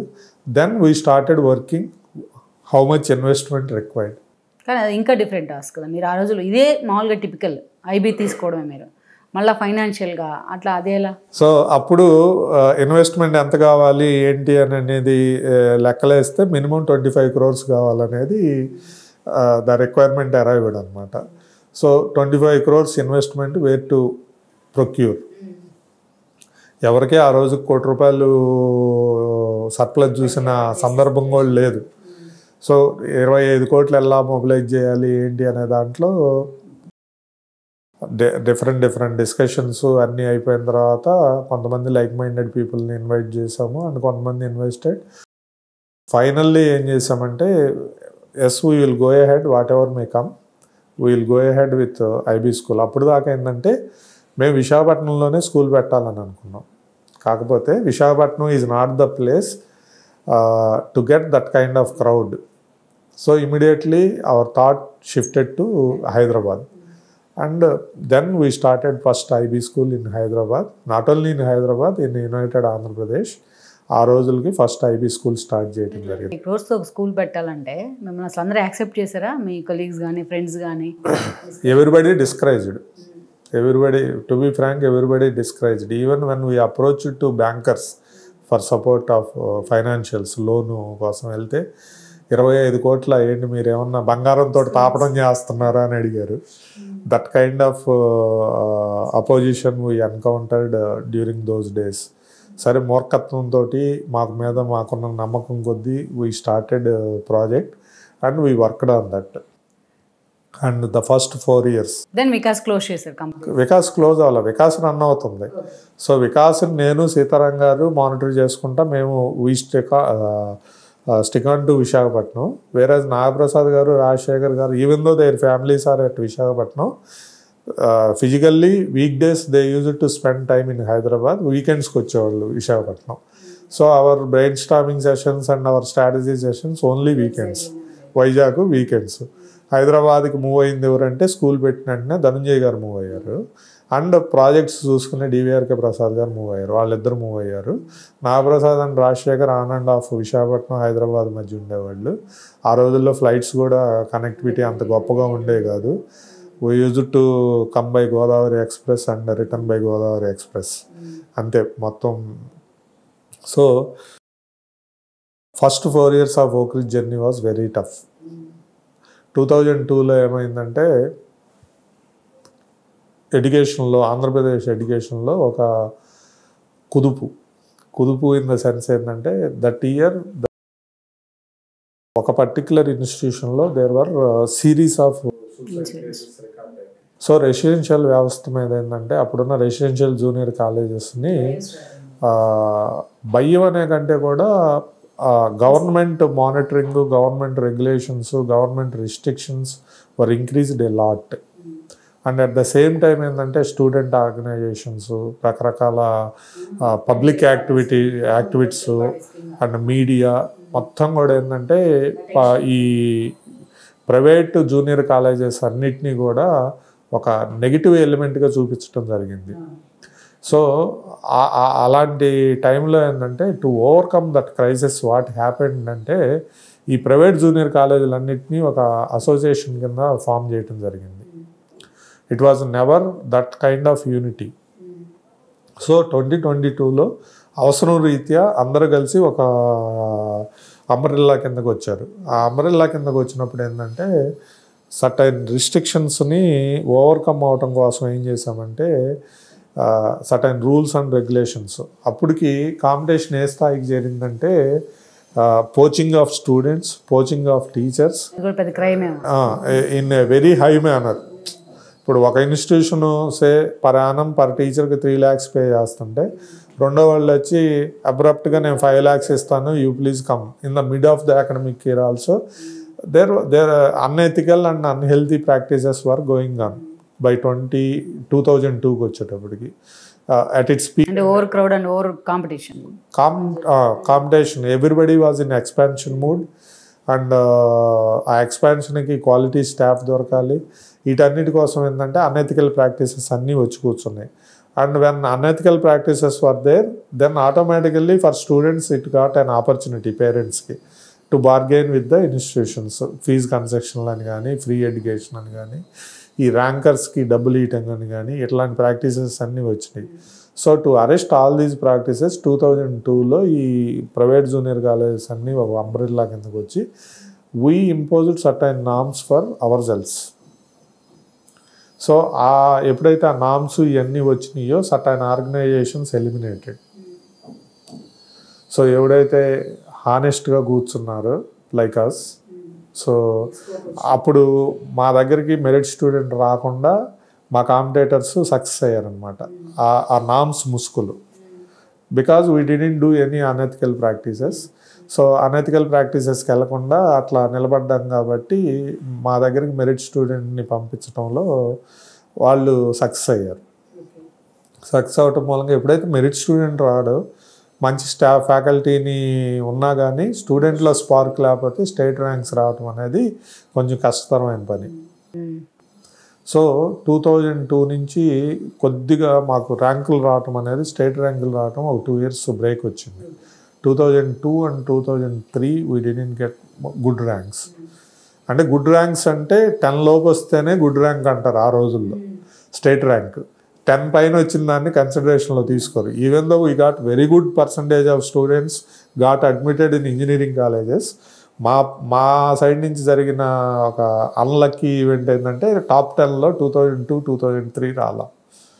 సో న్యాచురల్గా ఏమైందంటే కాంపిటేటర్స్ గాట్ సక్సీడెడ్, వికాస్ పని అయిపోయిందని చెప్పుకోవటంలో. So again we got in 2004. By that time ఏంటంటే మెరిట్ స్టూడెంట్కి ఆప్షన్ అనేది తగ్గింది. ఆ 2002, 2003 ఎప్పుడైతే ర్యాంక్స్ రాలేదో, సో ఫైనాన్షియల్గా ఆర్గనైజేషన్కి ప్రాబ్లం వచ్చింది. Majority students not admitted with Vikas, numbers తగ్గినాయి. ఆ నెంబర్స్ తగ్గిన దాని మీద ఓవర్ హెడ్స్ పెరిగినాయి. బై దట్ టైం ఏంటంటే వికాస్కి ఓన్ బిల్డింగ్స్ కట్టడం జరిగింది, ఇటు పక్క ఓక్ రిడ్జ్ ఇన్వెస్ట్మెంట్ వచ్చింది. సో ఫైనాన్షియల్ స్ట్రెస్ అనేది ఆర్గనైజేషన్ మీద పడింది. ఎప్పుడైతే ఫైనాన్షియల్ స్ట్రెస్ పడిందో న్యాచురల్గా ఏమైందంటే డిలే ఇన్ పేమెంట్స్, మీకు అవకాశం వచ్చినట్టు అయింది. సో 2004 దాకా ఓక్ రిడ్జ్ కూడా డోల్డ్రమ్స్లోకి వచ్చేసింది. సో అనుకున్న టైం కన్స్ట్రక్షన్ యాక్టివిటీ కంప్లీట్ చేయలేకపోవటం కానివ్వండి, లేకపోతే కొన్ని మా మీద ప్రెజర్స్ పెరగటం మూలంగా కానీ కొంత ఏంటంటే ఫైనాన్షియల్స్ హ్యాండిల్ చేసుకోవాలి. Even though Oakridge got very good reputation by that time. 2002లో చంద్రబాబు నాయుడు గారు ఓన్ క్యాంపస్ని ఓపెన్ చేశారు, అన్నీ ఉన్నాయి. పిల్లలు by that time 600 to 700 number ఉన్నారు. They are very happy customers are there with Oakridge. But మా సైడ్కి వచ్చేటప్పటికి the amount of pressure landed on us is very high. So ఆ టైంలో ఓక్ రిడ్జ్ నుంచి ఎగ్జిట్ అవుదామనే ఆలోచన కూడా తీసుకున్నాం, ఫైనాన్షియల్ ప్రెజర్ భరించలేక. కానీ somehow luckily again God favours us and bankers came for our support. ఆ క్రైసిస్ని ఓవర్కమ్ అయ్యాము. 2005 నుంచి Oak Ridge also got very good admissions in one single year. ఈ ఫైనాన్షియల్ క్రైసిస్లో ఏంటంటే మా గ్రూప్ నుంచి one of the member took exit. He didn't believe that this group is going to forward in positive manner. Some or the other day వీళ్ళు financial క్రైసిస్లోకి వెళ్ళిపోతుంది, why should I continue అని ఒక member వెళ్ళిపోయారు. Remaining members are in group intact and we fought. అంటే ఎలా ప్రసన్న గారు డోల్డ్రమ్స్లోంచి అంతా మూవ్ ఫార్వర్డ్ అంటే ఎలా? అదే చెప్తున్నాను. ఒక మెంబర్ ఎప్పుడైతే వెళ్ళిపోయారో రాజశేఖర్ గారు, he move to Hyderabad and he sat on only admissions. So 2005-06 academic ఇయర్కి ఓక్ రిడ్జ్కి ఆయన కూర్చొని ఆ మార్కెటింగ్ యాక్టివిటీస్ కానీ ఆ బ్రాండ్ని ప్రమోట్ చేసే దాంట్లో we got almost 700 admission in one single year. That is the game changer. ఆ ఫైనాన్షియల్స్ డోల్డ్రమ్స్ నుంచి బయటికి రావడానికి ఎప్పుడైతే ఒక 700 అడ్మిషన్స్ 1 year చేసామో, and at Vikas also what we did is Andhra market నుంచి మాకు రావట్లేదని చెప్పి we expanded our horizon to Orissa, Chhattisgarh అట్లాంటి స్టేట్స్కి వెళ్ళి పిల్లల్ని అక్కడ మార్కెటింగ్ చేసుకొని కొంత ఆ సైడ్ పిల్లలకి అడ్మిషన్స్ తీసుకోవడం జరిగింది. సో ఓవరాల్గా ఏంటంటే అక్కడ హాస్టల్ స్ట్రెంగ్త్ని ఇంప్రూవ్ చేయగలిగాము, ఇక్కడ ఓక్రిడ్జ్ స్ట్రెంగ్త్ని ఇంప్రూవ్ చేయగలిగాము. సో విత్ అప్పట్లో వికాస్కి ఆంధ్రప్రదేశ్ స్టూడెంట్స్ మనకి 20,000 నుంచి 25,000 హాస్టల్ ఫీజు కట్టే టైంలో we increased that fees for non Andhra students 5,000 extra fee పెట్టి ఆ ఎక్స్ట్రా ఫీజులో ఎక్కువ అడ్మిషన్లు తీసుకోవటం మూలంగా కొంత ఫైనాన్షియస్గా స్టేబిలిటీ వచ్చింది. By 2006 we got stability and we move forward our journey. కాకపోతే ఏంటంటే చేసే కాలు తిట్టేను ఊరుకోదు అన్నట్టు అగైన్ కొద్దిగా కంఫర్ట్ రాగానే we started expanding Oakridge. So వికాస్ని స్లోగా మేము తగ్గించుకుంటా, వాంటెడ్లీ కొన్ని బ్రాంచీలు తగ్గించుకుంటా, ఎక్కడైతే లాస్ మేకింగ్ ఉందో వికాస్లో ఆ బ్రాంచెస్ అన్నిటినీ క్లోజ్ చేసుకుంటా ఎట్లా ఓక్రిడ్జ్ని ఎక్స్పాండ్ చేద్దామనే ఉద్దేశంతో by 2010 majority of Vikas branches we shut down. Initially in year 2000 we had 11 branches of Vikas, 11 different ప్లేసెస్లో ఉండేది. హైదరాబాద్లో 3, విశాఖపట్నంలో 4, తిరుపతిలో 1, రాజమండ్రిలో 1, అట్లా మొత్తం కలిపి ఒక 11 branches ఉండేవి. 1 by 1 క్లోజ్ చేసుకుంటా బై 2010 విశాఖపట్నం తప్పించి మిగిలినన్ని క్లోజ్ చేసేసి, విశాఖపట్నంలో కూడా 1 or 2 branches క్లోజ్ చేసి ఓన్లీ 1 day scholar 1 hostel పెట్టాం. సో ఎప్పుడైతే వికాస్లో లాస్ మేకింగ్ యూనిట్స్ పోయినాయో సో ఆటోమేటిక్గా ఏంటంటే స్టెబిలైజ్ అవుతా వచ్చింది ఫైనాన్సెస్. ఇక్కడ హైదరాబాద్లో ఉన్న ఓక్రిడ్జ్ లాసెస్ నుంచి పాజిటివ్లోకి వచ్చి ఇది ఓక్రిడ్జ్కి మేము డబ్బులు పంప్ చేయాల్సిన అవసరం లేనప్పుడు ఏంటంటే ఆ ఇంట్రెస్ట్లు బర్డెను అవన్నీ తగ్గినాయి. సో క్వశ్చన్ వచ్చింది. బై 2008 వీ గాట్ కన్సాలిడేటెడ్ అనమాట. తర్వాత ఇక 2008 నుంచి మళ్ళీ కాస్త ఫైనాన్షియల్గా క్వశ్చన్ వచ్చేటప్పటికి we started our expansion plans. ఎప్పుడు ఖాళీగా కూర్చోవటం అనేది లేదు, అసలు ఎవరి బ్లడ్లోనూ లేదు. సో 2008 నుంచి we started thinking and how to expand Oakridge brand and to which cities we can explore అనేది డిఫరెంట్ ఏజెన్సీస్ తోటి వర్క్ చేసాం. అప్పట్లో ఉన్న ఎడ్యుకేషన్లో టాప్ ఏజెన్సీస్ పార్థనన్ అని అట్లాంటి ఏజెన్సీస్ అందరితోటి కూడా వీ వర్క్డ్. ఈఎన్వైని హైర్ చేసుకున్నాము, తర్వాత పీడబ్ల్యూసీ తోటి వర్క్ చేసాము. అసలు ఆపర్చునిటీస్ ఎట్లాంటివి ఉన్నాయి, ఎలాంటి సిటీస్కి వెళ్ళాలి, ఏ సిటీకి వెళ్తే ఎంత ఇన్వెస్ట్మెంట్ అవసరం అయింది. Even though by that time we didn't have even 1 crore surplus, but our thoughts are for 100 crores 200 crores kind of projects. So అట్లా ఆలోచించి బై 2010 ఏం చేసామంటే ఫస్ట్ ఓక్రిడ్జ్ ప్రాజెక్ట్ని ఎక్స్పాన్షన్కి వెళ్ళాం. బై 2010 ఓన్లీ హైదరాబాద్లోనే అప్పటికి ఓక్రిడ్జ్ ఇక్కడ డిమాండ్ చాలా ఎక్కువ ఉండేది. By that time it reach to 2500 to 2700 members. So full school establish అయిపోయింది. In additional 300 is enough for getting full capacity. ఆ టైంలో ఏంటంటే హైదరాబాద్లోనే డిమాండ్ ఉంది కదా, let us try for Hyderabad second campus అని చెప్పి ఆ సెకండ్ క్యాంపస్ బాచుపల్లిలో స్టార్ట్ చేసాం. After that we expanded to Visakhapatnam, తర్వాత బెంగళూరు, తర్వాత మొహాలి. నార్త్ ఇండియాలో కూడా మనం ఎంటర్ అవ్వాలి అని చెప్పి ఆలోచించే క్రమంలో we got one opportunity at Mohali. Existing స్కూల్ని ఎక్వైర్ చేసే డైరెక్షన్లో ఒక ఆపర్చునిటీ వచ్చింది.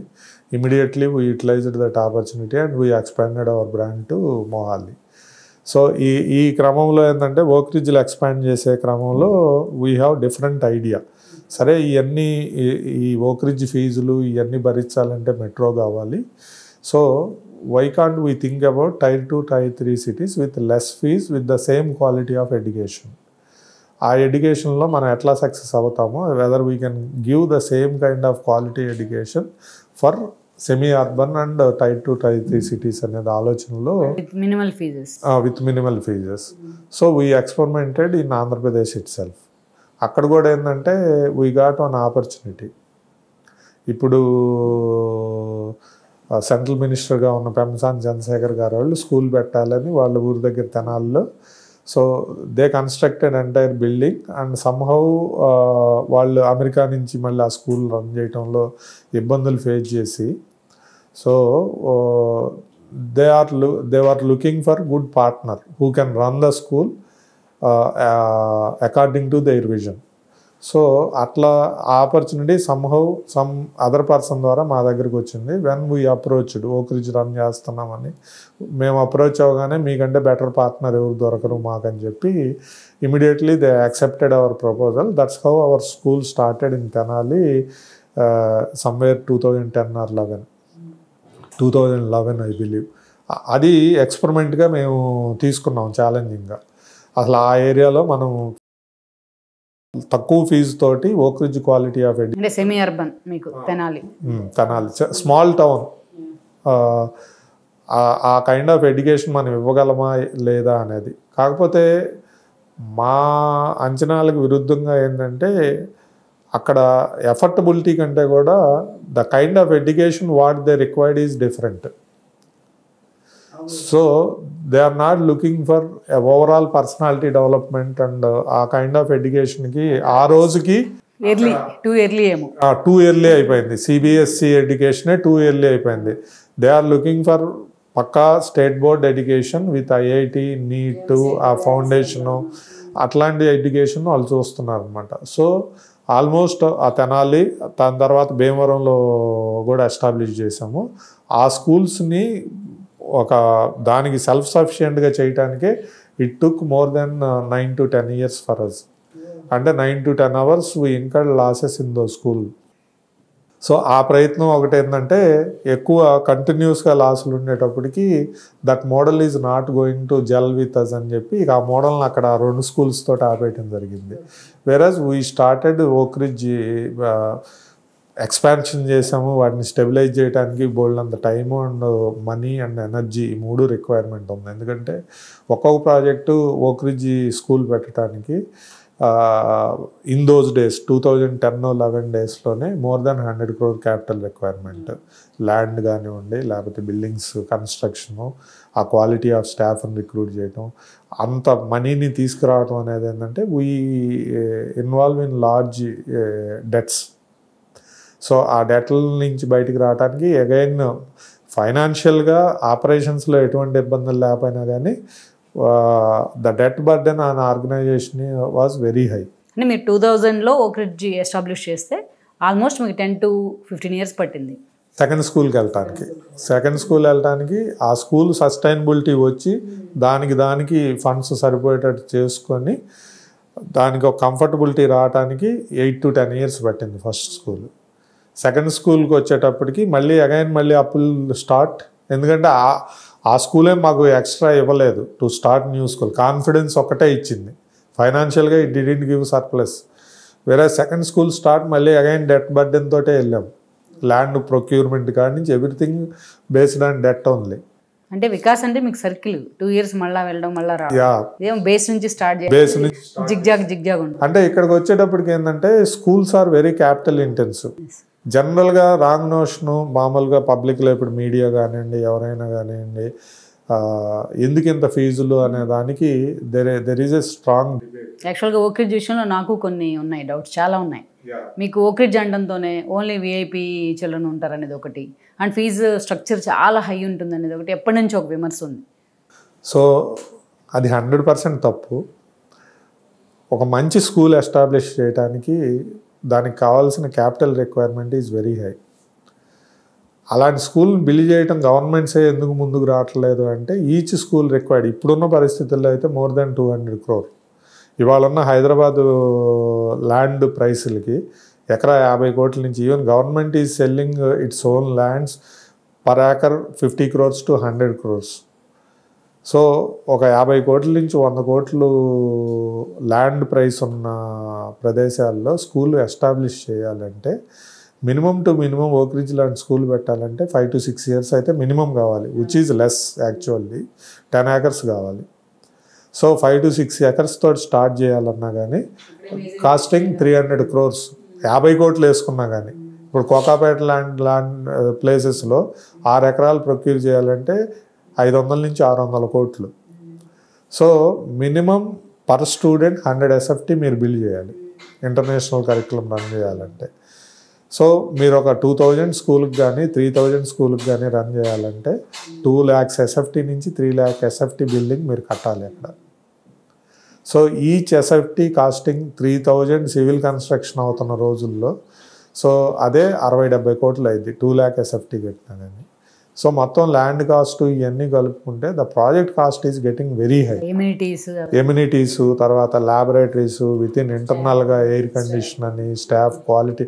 IB curriculum it will not come definitely in quality manner if you don't have proper teaching faculty. కూర్చోబెట్టేసి రూమ్లో పెట్టి మనకి స్టేట్ బోర్డులో కానీ CBSEలో కానీ ఈవెన్ ఫర్ దట్ మ్యాటర్ కేంబ్రిడ్జ్లో కానీ ఒక సిలబస్ ఇస్తారు, అదే మనం టీచ్ చేయాలి గ్రేడ్ వైజ్. వేరేజ్ IBలో ద బ్యూటీ ఏంటంటే సిలబస్, ప్రిస్క్రైబ్డ్ సిలబస్ అనేది ఇవ్వరు. వాళ్ళు లెర్నింగ్ అవుట్కమ్స్ డిఫైన్ చేస్తారు, ఏజ్కి స్పెసిఫిక్ లెర్నింగ్ అవుట్కమ్స్ని డిఫైన్ చేస్తారు. 6 years old boy or girl need to achieve these learning outcomes. Depends on student psychology. ఆ వయసుకి ఆ లెర్నింగ్ అవుట్కమ్స్ డిఫైన్ చేస్తారు. ఆ లెర్నింగ్ అవుట్కమ్ అచీవ్ చేయడానికి మనం మన లెసన్ ప్లానర్స్ కానీ మన సిలబస్ని కానీ మనం డిఫైన్ చేసుకోవాలి. మీరేం చెప్తారనేది వాళ్ళు అడగరు, ఆ లెర్నింగ్ అవుట్కమ్ అచీవ్ చేశారా లేదనేది అడుగుతారు. సో దట్ స్కూల్కి అక్కడ ఏ సిలబస్ చెప్తే ఆ పిల్లలు ఆ లెర్నింగ్ అవుట్కమ్ని అచీవ్ చేస్తారు. అసలు ఆ టీచర్కి అవగాహన లేకపోతే అక్కడ ఆ లెర్నింగ్ అవుట్కమ్ని మనం అచీవ్ చేయలేం. ముందు వీళ్ళు ఎడ్యుకేట్ అవ్వాలి. టీచర్ ముందు అంతా విషయ పరిజ్ఞానం అంతా కూడా తెలిసి ఉండాలి. అండ్ ప్రపంచవ్యాప్తంగా ఎట్లా రన్ అవుతుంది IB సిలబస్, వీటన్నిటి గురించి అవగాహన ఉంటేనే చెప్పగలుగుతారు. It required lot of training. ఆ ట్రైనింగ్ ఒక్కోసారి ఇండియాలో ఇప్పుడంటే మనకి ఇండియాలో IB స్కూల్స్ పెరిగి ఇప్పుడు ఇండియాలో కూడా ట్రైనింగ్ ప్రోగ్రామ్స్ వచ్చినాయి. కానీ వే బ్యాక్ 2001లో మేము స్టార్ట్ చేసినప్పుడు we used to send hour faculty to Thailand, Singapore, Malaysia, ఈ కంట్రీలు పంపించి ట్రైనింగ్ ఇప్పించాల్సి వచ్చేది. So which is not going to come without cost కదా. సో ఆ కాస్ట్లన్నీ మీట్ అవ్వాలి అంటే who is going to pay? So obviously స్టూడెంట్కి ఫీజు రూపంలోనే ఇచ్చేయాలి. సెకండ్, మనకి ఇప్పుడున్న పరిస్థితుల్లో గత 20 సంవత్సరాల్లో తీసుకుంటే టెక్నాలజీ చేంజెస్ ఎలా వస్తున్నాయి? Every year they are coming with new technology. So ఇవాళ ఉన్న ఎక్విప్మెంట్ ఏది కూడా రేపొద్దుకు పనికి రావట్లా. ఇవాళ ఉన్న ల్యాప్టాప్ తీసుకుంటే ఒక 3 yearsలో ల్యాప్టాప్ మొత్తం స్పెసిఫికేషన్స్ మారుతున్నాయి, మళ్ళీ కొనుక్కోవాలి. సో ఆ రోజుల్లోనే 2001లోనే మేము ప్రతి క్లాస్కి ఇంటర్నెట్ యాక్సెసిబిలిటీ ఇచ్చాం, ప్రతి టీచర్కి ల్యాప్టాప్ ఇచ్చాం. అండ్ ఆ ఎడ్యుకేషన్ అనేది research based. IB education comes with enquiry based. Student need to ask questions, based on questions teacher used to deliver concepts. That is what IB philosophy. So student research బేస్డ్గా రావాలి, వాడు కొంత నేర్చుకొని వచ్చి class రూమ్లో క్వశ్చన్లు వేస్తే దానికి అనుగుణంగా టీచర్ పాఠంలోకి తీసుకెళ్తారు. సో అంత నాలెడ్జ్ ఉండాలి అంటే టీచర్కి మనకు కావాల్సిన రిసోర్సెస్ అన్నీ ఇవ్వాలి కదా. That resources will not come free of cost, it will come again with cost. Third thing, ఎక్కువ పొలిటీషియన్స్, ఇన్ఫ్లుయెన్స్డ్ పీపులే ఉన్నారు, అదొక ప్రొఫైల్ పీపుల్కి అనేది తప్పు. ఎందుకంటే ఓక్రిడ్జ్ ప్రొఫైల్లో nearly 40 to 50% so abroad exposure ఉన్న parents. At one point of time 1/3 of our students are US passport holders, abroad exposure ఉన్న పేరెంట్స్. ఆ రోజుల్లో ఆ పేరెంట్స్ రీలొకేట్ అయ్యి ఆంధ్రప్రదేశ్కి వచ్చినప్పుడు వాళ్ళకి కావాల్సిన ఎన్విరాన్మెంట్ క్రియేట్ చేయటం అనేది ఒక important element. I can say proudly ఆ రోజున్న గవర్నమెంట్ ఓక్రిడ్జ్ స్కూల్ని చూపించి చాలా కంపెనీలు తీసుకొచ్చుకుంది, మీకు మంచి క్వాలిటీ ఎడ్యుకేషన్ ఉంది అని చెప్పడానికి. వాళ్ళు రాగానే ముందు చేసేది ఏంటంటే మాతోటి MOU, మా పిల్లలకి సీట్లు ఏ అకాడమిక్ ఇయర్ మధ్యలో కూడా ఇస్తాము అనేది. ఎందుకంటే యుఎస్లో అకాడమిక్ ఇయర్ ఒక మంత్లో స్టార్ట్ అయ్యిద్ది, యూరోప్లో అకాడమిక్ ఇయర్ ఇంకోసారి స్టార్ట్ అయ్యిద్ది. అట్లా ప్రపంచవ్యాప్తంగా డిఫరెంట్ అకాడమిక్స్ ఇయర్స్ ఉన్నాయి, అకాడమిక్ ఇయర్స్. సో వాళ్ళందరికీ ఎప్పుడు వచ్చినా కానీ అడ్మిషన్ ఇవ్వాలి అనేది ఒక క్రైటీరియా. ప్లస్ వాళ్ళ పిల్లలకి ప్రయారిటీ అడ్మిషన్ ఇవ్వాలనేది. ఇప్పుడు మైక్రోసాఫ్ట్ డెవలప్మెంట్ సెంటర్ వాళ్ళు ఎస్టాబ్లిష్ చేయకముందే మా దగ్గరికి వచ్చి మా దగ్గర ఇన్సూరెన్స్ తీసుకొని అప్పుడు వాళ్ళ ఎంప్లాయీస్కి ఓక్ రిడ్జ్ ఉంది అని చెప్పి చేసుకోవటం జరిగింది. సో హైదరాబాద్ గ్రోత్లో వీఆర్ ఆల్సో పార్ట్. ఈ రోజున హైదరాబాద్ సాఫ్ట్వేర్ డెవలప్మెంట్లో ఒక హబ్గా తయారైందంటే I can say proudly Oakridge is also one of the member. సో ఒక మంచి స్కూల్ని తీసుకొచ్చి అప్పుడు ఎయిర్ కండిషన్ ఎందుకు అనే క్రిటిసిజం కూడా మా మీద వచ్చింది. ఎయిర్ కండిషన్ ఎందుకు అంటే ఇప్పుడు అమెరికాలో క్లైమాటిక్ కండిషన్లు ఒకలాగా ఉంటాయి, యూరోప్లో క్లైమాటిక్ కండిషన్స్ ఒకలాగా ఉంటాయి. మనది ఒక హాట్ ఎన్విరాన్మెంట్. మనకి వింటర్ వచ్చేటప్పటికి 2-3 months ఉంటుంది, remaining all months or very hot. So ఇలాంటి క్లైమాటిక్ కండిషన్లో ముందు పేరెంట్ ఇక్కడ సెటిల్ అవ్వాలంటే స్టూడెంట్ ఒప్పుకోవాలి. స్టూడెంట్ ఒప్పుకోవాలంటే వాళ్ళకి కావాల్సిన ఎన్విరాన్మెంట్, లవింగ్ ఎన్విరాన్మెంట్ ఉండాలి. సో ఆ రోజున అమెరికాలో లేకపోతే యూరోపియన్ కంట్రీలో స్కూల్స్ ఎలా ఉండేవి, వాటి స్థితిగతులు ఎట్లా ఉండేవి, ఆ క్లైమాటిక్ కండిషన్లు ఇక్కడ తీసుకురావాలంటే air condition is only the option. వాళ్ళకి హైజీన్ ప్లస్ ఎయిర్ కండిషనింగ్ ఇట్లాంటివన్నీ ఎందుకు అవసరం పడినాయి అంటే ఆ రోజు పరిస్థితుల దృష్ట్యా అన్నీ అవసరం కాబట్టి తీసుకొచ్చాం. ఎందుకు సాఫ్ట్వేర్ ఆఫీసుల్లో అన్ని ఫెసిలిటీస్ పెడతారు, ఒక మామూలు ఆఫీస్కి సాఫ్ట్వేర్ ఆఫీస్కి తేడా అంటే అక్కడి నుంచి ఎంప్లాయీ రీలోకేట్ అవ్వాలి అన్నా కానీ, అదే ఎమ్యూనిటీస్ అక్కడ కూడా ఒక ఫారినర్ మన కంట్రీకి వచ్చి వర్క్ చేయాలన్నా కానీ అలాంటి ఎన్విరాన్మెంట్ లేకపోతే వాళ్ళు ఇమీడియట్గా వెళ్ళిపోతారు. స్కూల్లో పిల్లలు 8 to 9 hours స్కూల్లో ఉంటారు. వాళ్ళు ఉన్నప్పుడు ఆ environment, school environment similar to అమెరికానో యూరోపో ఉందనుకోండి, వాళ్ళు ఇక్కడ కంటిన్యూ అవ్వడానికి ఇష్టపడతారు, లేకపోతే ఇమీడియట్గా మళ్ళీ ప్యాకప్ అంటారు. సో ఆ రోజున్న స్థితిగతులను బట్టి, ఆ రోజున్న పరిస్థితులను బట్టి అవన్నీ చేయగలిగాం కాబట్టి, అవి అర్థం చేసుకొని చేయగలిగాం కాబట్టి definitely it worked out for us, even for the state also.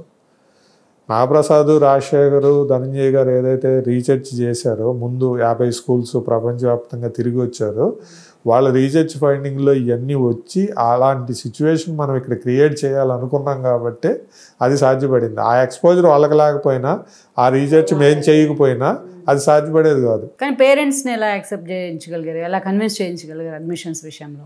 అంటే దట్స్ వాట్ ఐ టోల్డ్. ఒక 50% of the parents already abroad exposure ఉన్నాళ్ళు.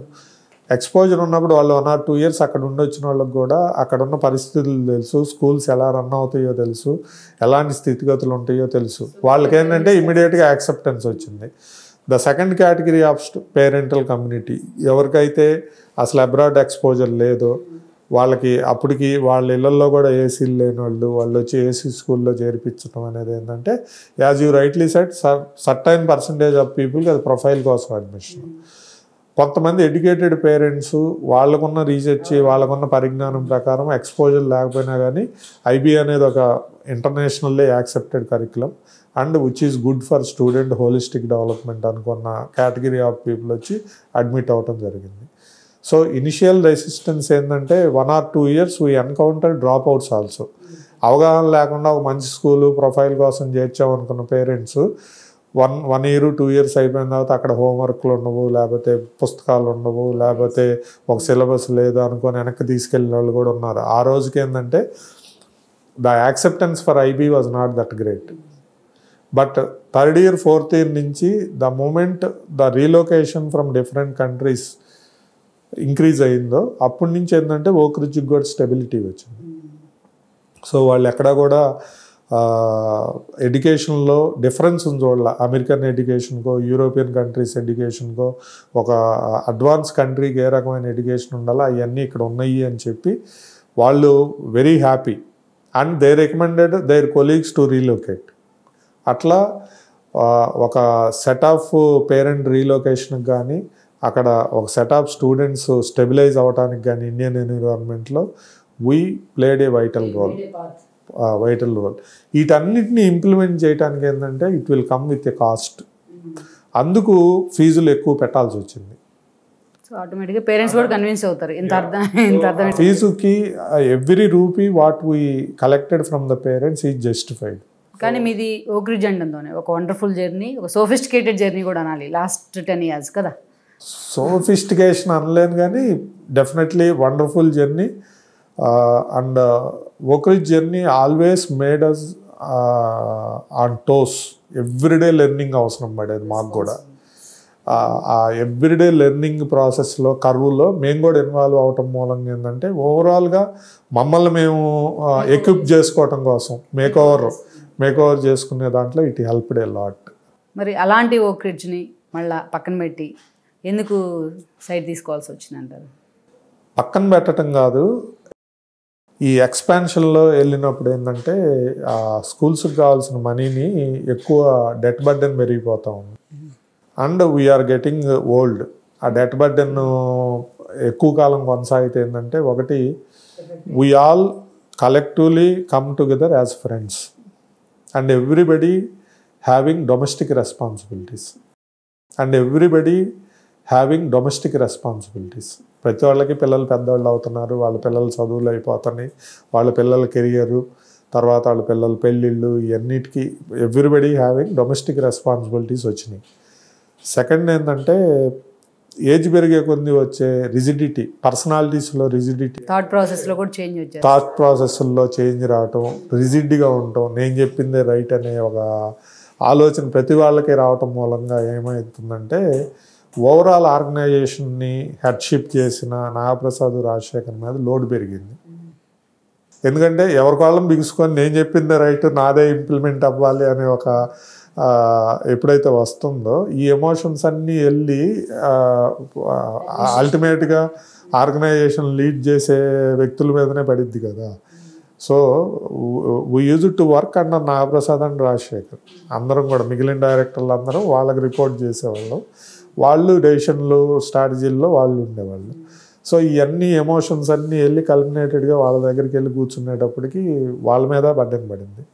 The second important factor ఏంటంటే next generation, they are not ready to take up in this. And third thing, however great we are running the organisations, ఇంకా Indian ఎన్విరాన్మెంట్లో education sector, that private education సెక్టర్లో, so if you are not going to satisfy every rule of the government, so ఎక్కడో చోట చిన్నదో చితకదో తప్పులు జరుగుతూనే ఉంటాయి, lapses ఉంటాయి. మీరు అన్నీ నేను 100% గవర్నమెంట్ నామ్ ప్రకారం చేస్తున్నాను అన్నా కానీ ఏదో ఒక రూపైనా చిన్న చితక తప్పులు జరుగుతూ ఉంటాయి. ఫర్ ఎగ్జాంపుల్ ఇప్పుడు ఆంధ్రప్రదేశ్, ఉమ్మడి ఆంధ్రప్రదేశ్లో ఒక జీవో ఉంది, GOMS నెంబర్ 1 అనేది.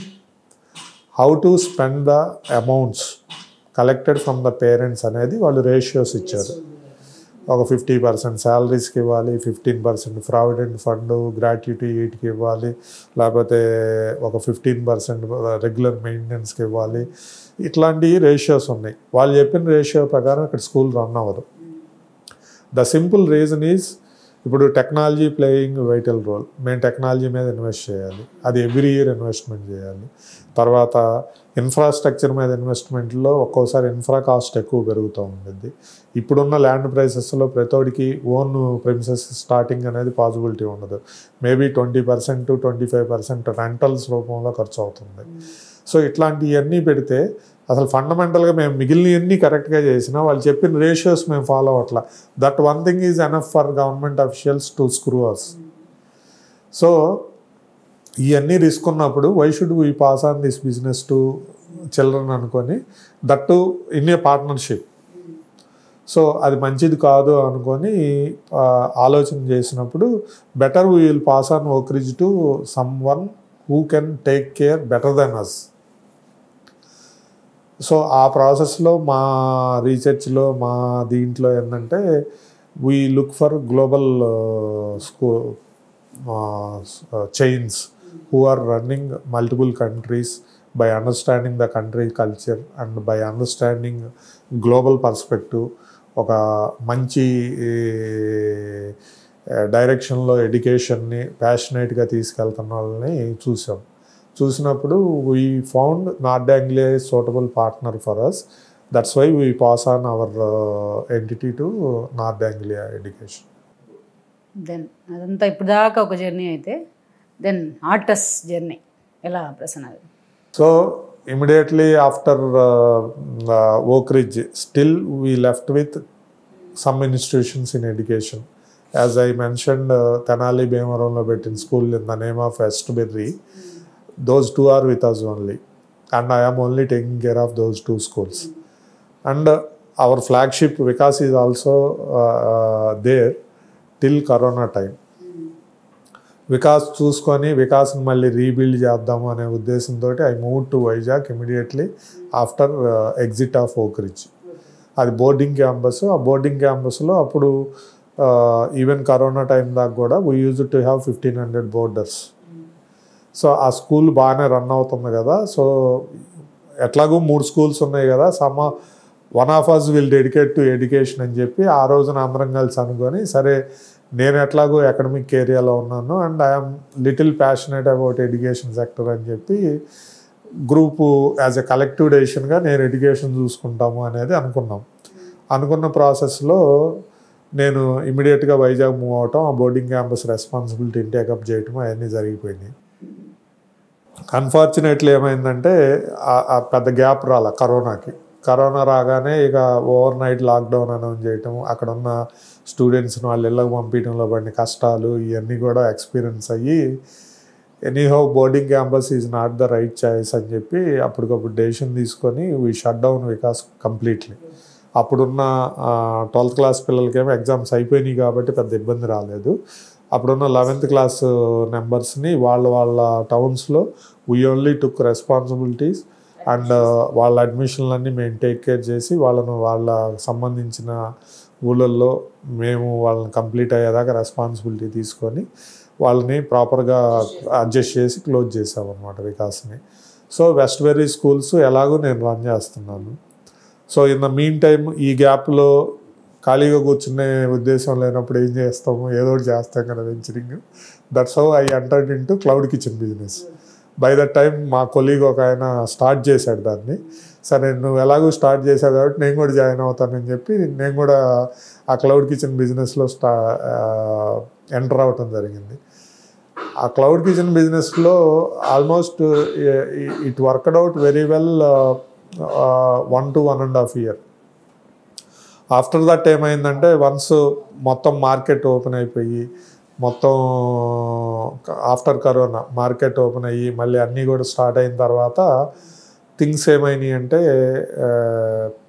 క్లౌడ్ కిచెన్ని ఆఫ్ చేసుకునే నెంబర్ తగ్గిపోయింది. పాపులర్ రెస్టారెంట్స్ అన్నీ ఓపెన్ అయ్యి బ్రాండెడ్ వన్ అన్నీ ఓపెన్ అయ్యేటప్పటికి ఓన్లీ క్లౌడ్ కిచెన్లో ఉన్న రెస్టారెంట్స్కి బిజినెస్ తగ్గింది. దాంతో ఏంటంటే we enter into losses. So ఆ లాసెస్ కాస్త ఏళ్ళు బాగా కాలేటప్పటికి ఇంకొద్దులే ఆ బిజినెస్ అని చెప్పి అది క్లోజ్ చేసాం. ఇన్ ద మీన్ టైం నాకేమైందంటే my daughter joined with me. So తను కొద్దిగా మరి వారసత్వం తాత వారసత్వం లేకపోతే నన్ను చూస్తా పెరగటం మూలంగానో she showed interest towards education. నేను కూడా ఎడ్యుకేషన్ ఏదో ఒకటి చేస్తాను, why don't you join with me అని చెప్పి షీ రిక్వెస్టెడ్. సో కలెక్టివ్గా తన క్లాస్మేట్లు కొంతమంది వచ్చి అప్రోచ్ అయితే so better we can start A school అని చెప్పి అట్లా ఆ డిస్కషన్లోంచి వచ్చిందే ఆర్టస్. ఆల్రెడీ మీరు ఓక్ రిడ్జ్ రూపంలో ఒక పాత్ క్రియేట్ చేశారు కాబట్టి దాని ఇంపాక్ట్ దీని మీద ఉండకుండా ఉండాలి అంటే చాలా జాగ్రత్త పడాలి. డిఫరెంట్గా ఇది ఒక ఇండివిజువల్ ఎంటిటీగా తయారు చేయాలి అంటే మరి మీరు ఫేస్ చేస్తున్న రిస్క్ ఏంటి? ఇంకా ఇనిషియల్ స్టేజ్లోనే ఉన్నారు కాబట్టి. అంటే ఓక్ రిడ్జ్ రెప్లికా స్టార్ట్ చేయటం నా వల్లే కాదు, మా గ్రూప్ వల్ల కూడా కాదు. ఇప్పుడు ద రీజన్ ఈజ్ అన్నీ కలిసి వచ్చిన సందర్భం. టైమింగ్ కాడి నుంచి every area favoured us when we created Oak Ridge. అలాంటి వర్క్ ఎన్విరాన్మెంట్ కానీ అలాంటి గ్రూప్ని కానీ అలాంటి ఇన్స్టిట్యూషన్ కానీ మళ్ళీ క్రియేట్ చేయాలంటే ఒక్కడి వల్ల అయితే కాదు. So I realised my limitations and anything what I need to do right at this moment it will be prototype. అంతేగాని ఒక ఎక్స్పాన్షన్ ప్లాన్ తోటో లేకపోతే ఒక బిగ్ ఎంపైర్ని క్రియేట్ చేయాలనే ఉద్దేశంతో అయితే దీన్ని స్టార్ట్ చేయాలి. స్టార్ట్ చేసిన స్కూల్ని 100% జస్టిఫికేషన్ చేయాలి అనే ఉద్దేశంతో ఐ స్టార్టెడ్ ఆర్టస్. And I know IB curriculum very well.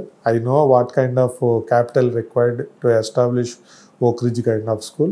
And I know every nook and corner what will come as a challenge when I am going to start IB curriculum. But IB curriculum start చేస్తే దానిగానే implement చేయాలి తప్పించి దాన్ని తీసుకొచ్చి నేను మిక్సీలో వేసి grind చేసి ఇంకోలాగా చేయలేను. సో అలాంటి ఐబీ కరికులం చేయాలంటే it required lot of capital and operational expenses also very high. అంత కాస్ట్ని ఇన్కర్ అవ్వాలి అంటే I need big infrastructure, big fees also.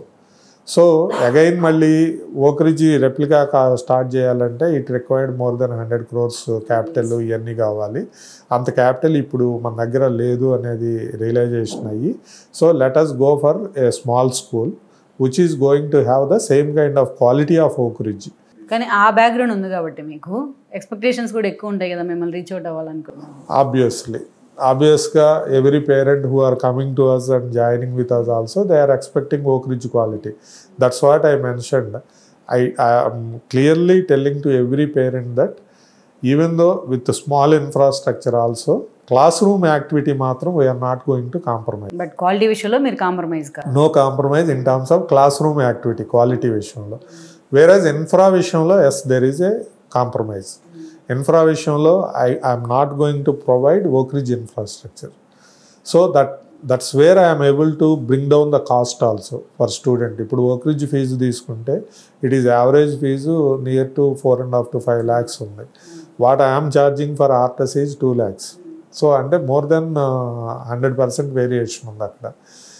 How I'm going to do అంటే నేను క్లాస్ రూమ్ యాక్టివిటీని నమ్ముకున్నాను, అక్కడే పిల్లల్ని ప్రయోజకులుగా చేయగలుగుతాను విత్ లిమిటెడ్ రిసోర్సెస్ తోటి అని నమ్ముకున్నాను. కాబట్టి what ever I'm charging I'm investing in teaching methodology, teacher quality and the resources టెక్నాలజీని నమ్ముకున్నాను. కాబట్టి కానీ ఇప్పుడు దాకా మీ ప్రస్థానం గురించి అడిగాము, కానీ కొన్ని క్వశ్చన్స్ నాకు షూర్ ఎస్పెషల్లీ మీకు మన బ్రిటిష్ వాళ్ళనేమో మనం ఫ్రీడమ్ పేరుతో ఇక్కడ నుంచి పంపించేసాం, కానీ వేరే ఎడ్యుకేషన్ సిస్టమ్ దగ్గరకు ఇప్పటికీ మీకు మెకాలే సిస్టమ్ని మనం ఫాలో అవుతూ ఉంటాం. What's your take on that? Macaulay system మంచి చేసిందా చెడు చేసిందా అంటే ఇవాళ రోజున మీరు నేను కూడా ఆ సిస్టంలో చదువుకొని వచ్చిన వాళ్ళమే. ఆ రోజున వాళ్ళు ఇంట్రడ్యూస్ చేసే వాటికి ఒక స్ట్రక్చర్డ్ ఎడ్యుకేషన్ అయితే మనకు లేదు. మన హిస్టరీ ద్వారా తెలుసుకుంది ఏంటంటే నలంద విశ్వవిద్యాలయము, తక్షశిల విశ్వవిద్యాలయము, లేకపోతే గురుకులాలు, ఇలాంటి వాటి గురించి మనం హిస్టరీ ద్వారా తెలుసుకున్నాం. కానీ మిడివల్ ఇండియా వచ్చేటప్పటికి అదంతా కూడా షార్టర్ అయిపోయింది. మెజారిటీ మాసెస్కి అసలు ఎడ్యుకేషన్ లేదు. బ్రిటిష్ వాళ్ళు వచ్చే టైంకి మన literacy percentage less than 10%. So 90% అసలు ఎడ్యుకేషన్ లేదు. అలాంటి సందర్భంలో వాళ్ళు ఇంట్రడ్యూస్ చేసిన ఎడ్యుకేషను మాసెస్కి రీచ్ అయింది. In that way it is very advantage. Macaulay system ఇంకా కంటిన్యూ అవుతుంది అంటే 75 ఏళ్ల మన స్వతంత్ర భారతదేశంలో మనల్ని మనం ఇంప్రూవ్ చేసుకోలేని తనం తప్పించి ఇవాళ వెళ్ళి మనం 75 ఏళ్ల తర్వాత కూడా బ్రిటిష్ వాళ్ళ ఎడ్యుకేషన్ అని అనడానికి మనకు అర్హత లేదు. ఎక్కడ ప్రసన్న గారు ఈ ల్యాబ్సెస్? ఇప్పుడు మనం చిన్నప్పుడు ఆడుకునేటప్పుడు చిన్నప్పుడు స్కూల్కి వెళ్ళేటప్పుడు ఐస్ ఉండేది, చిన్న అవి పెట్టే స్టిక్స్ పెట్టేసి పుల్ల ఐస్లు అనేవాళ్ళు. ఇప్పుడు మనం ఐస్ క్రీమ్ తింటున్నాం సోఫిస్టికేటెడ్గా. కానీ ఎక్కడ ఇంత చేంజ్ అన్ని విషయాల్లో వచ్చినప్పుడు ఎందుకు ఎడ్యుకేషన్ సిస్టంలో రాకూడదు అనేది? అంటే ఎడ్యుకేషన్ సిస్టంలో రాలేదు అని అనటం తప్పు. ఆ ఎడ్యుకేషన్ నుంచి బయటకు వచ్చిన వాళ్ళే చాలామంది ప్రముఖులు ఈ రోజున ప్రపంచవ్యాప్తంగా ప్రముఖులు అయి ఉన్నారు. సో మనం ఐఐటీలు డిజైన్ చేసుకున్నాం. కాకపోతే ఎక్కడ ఫెయిల్ అవుతున్నాము అంటే ప్రాథమిక విద్యలో మనం కావాల్సిన డైరెక్షన్ ఇవ్వడంలో ఫెయిల్ అవుతున్నాం. ఆ ఫెయిల్ అవటంలో ఫండమెంటల్గా ఏంటంటే మనలో చిత్తశుద్ధి లేదు.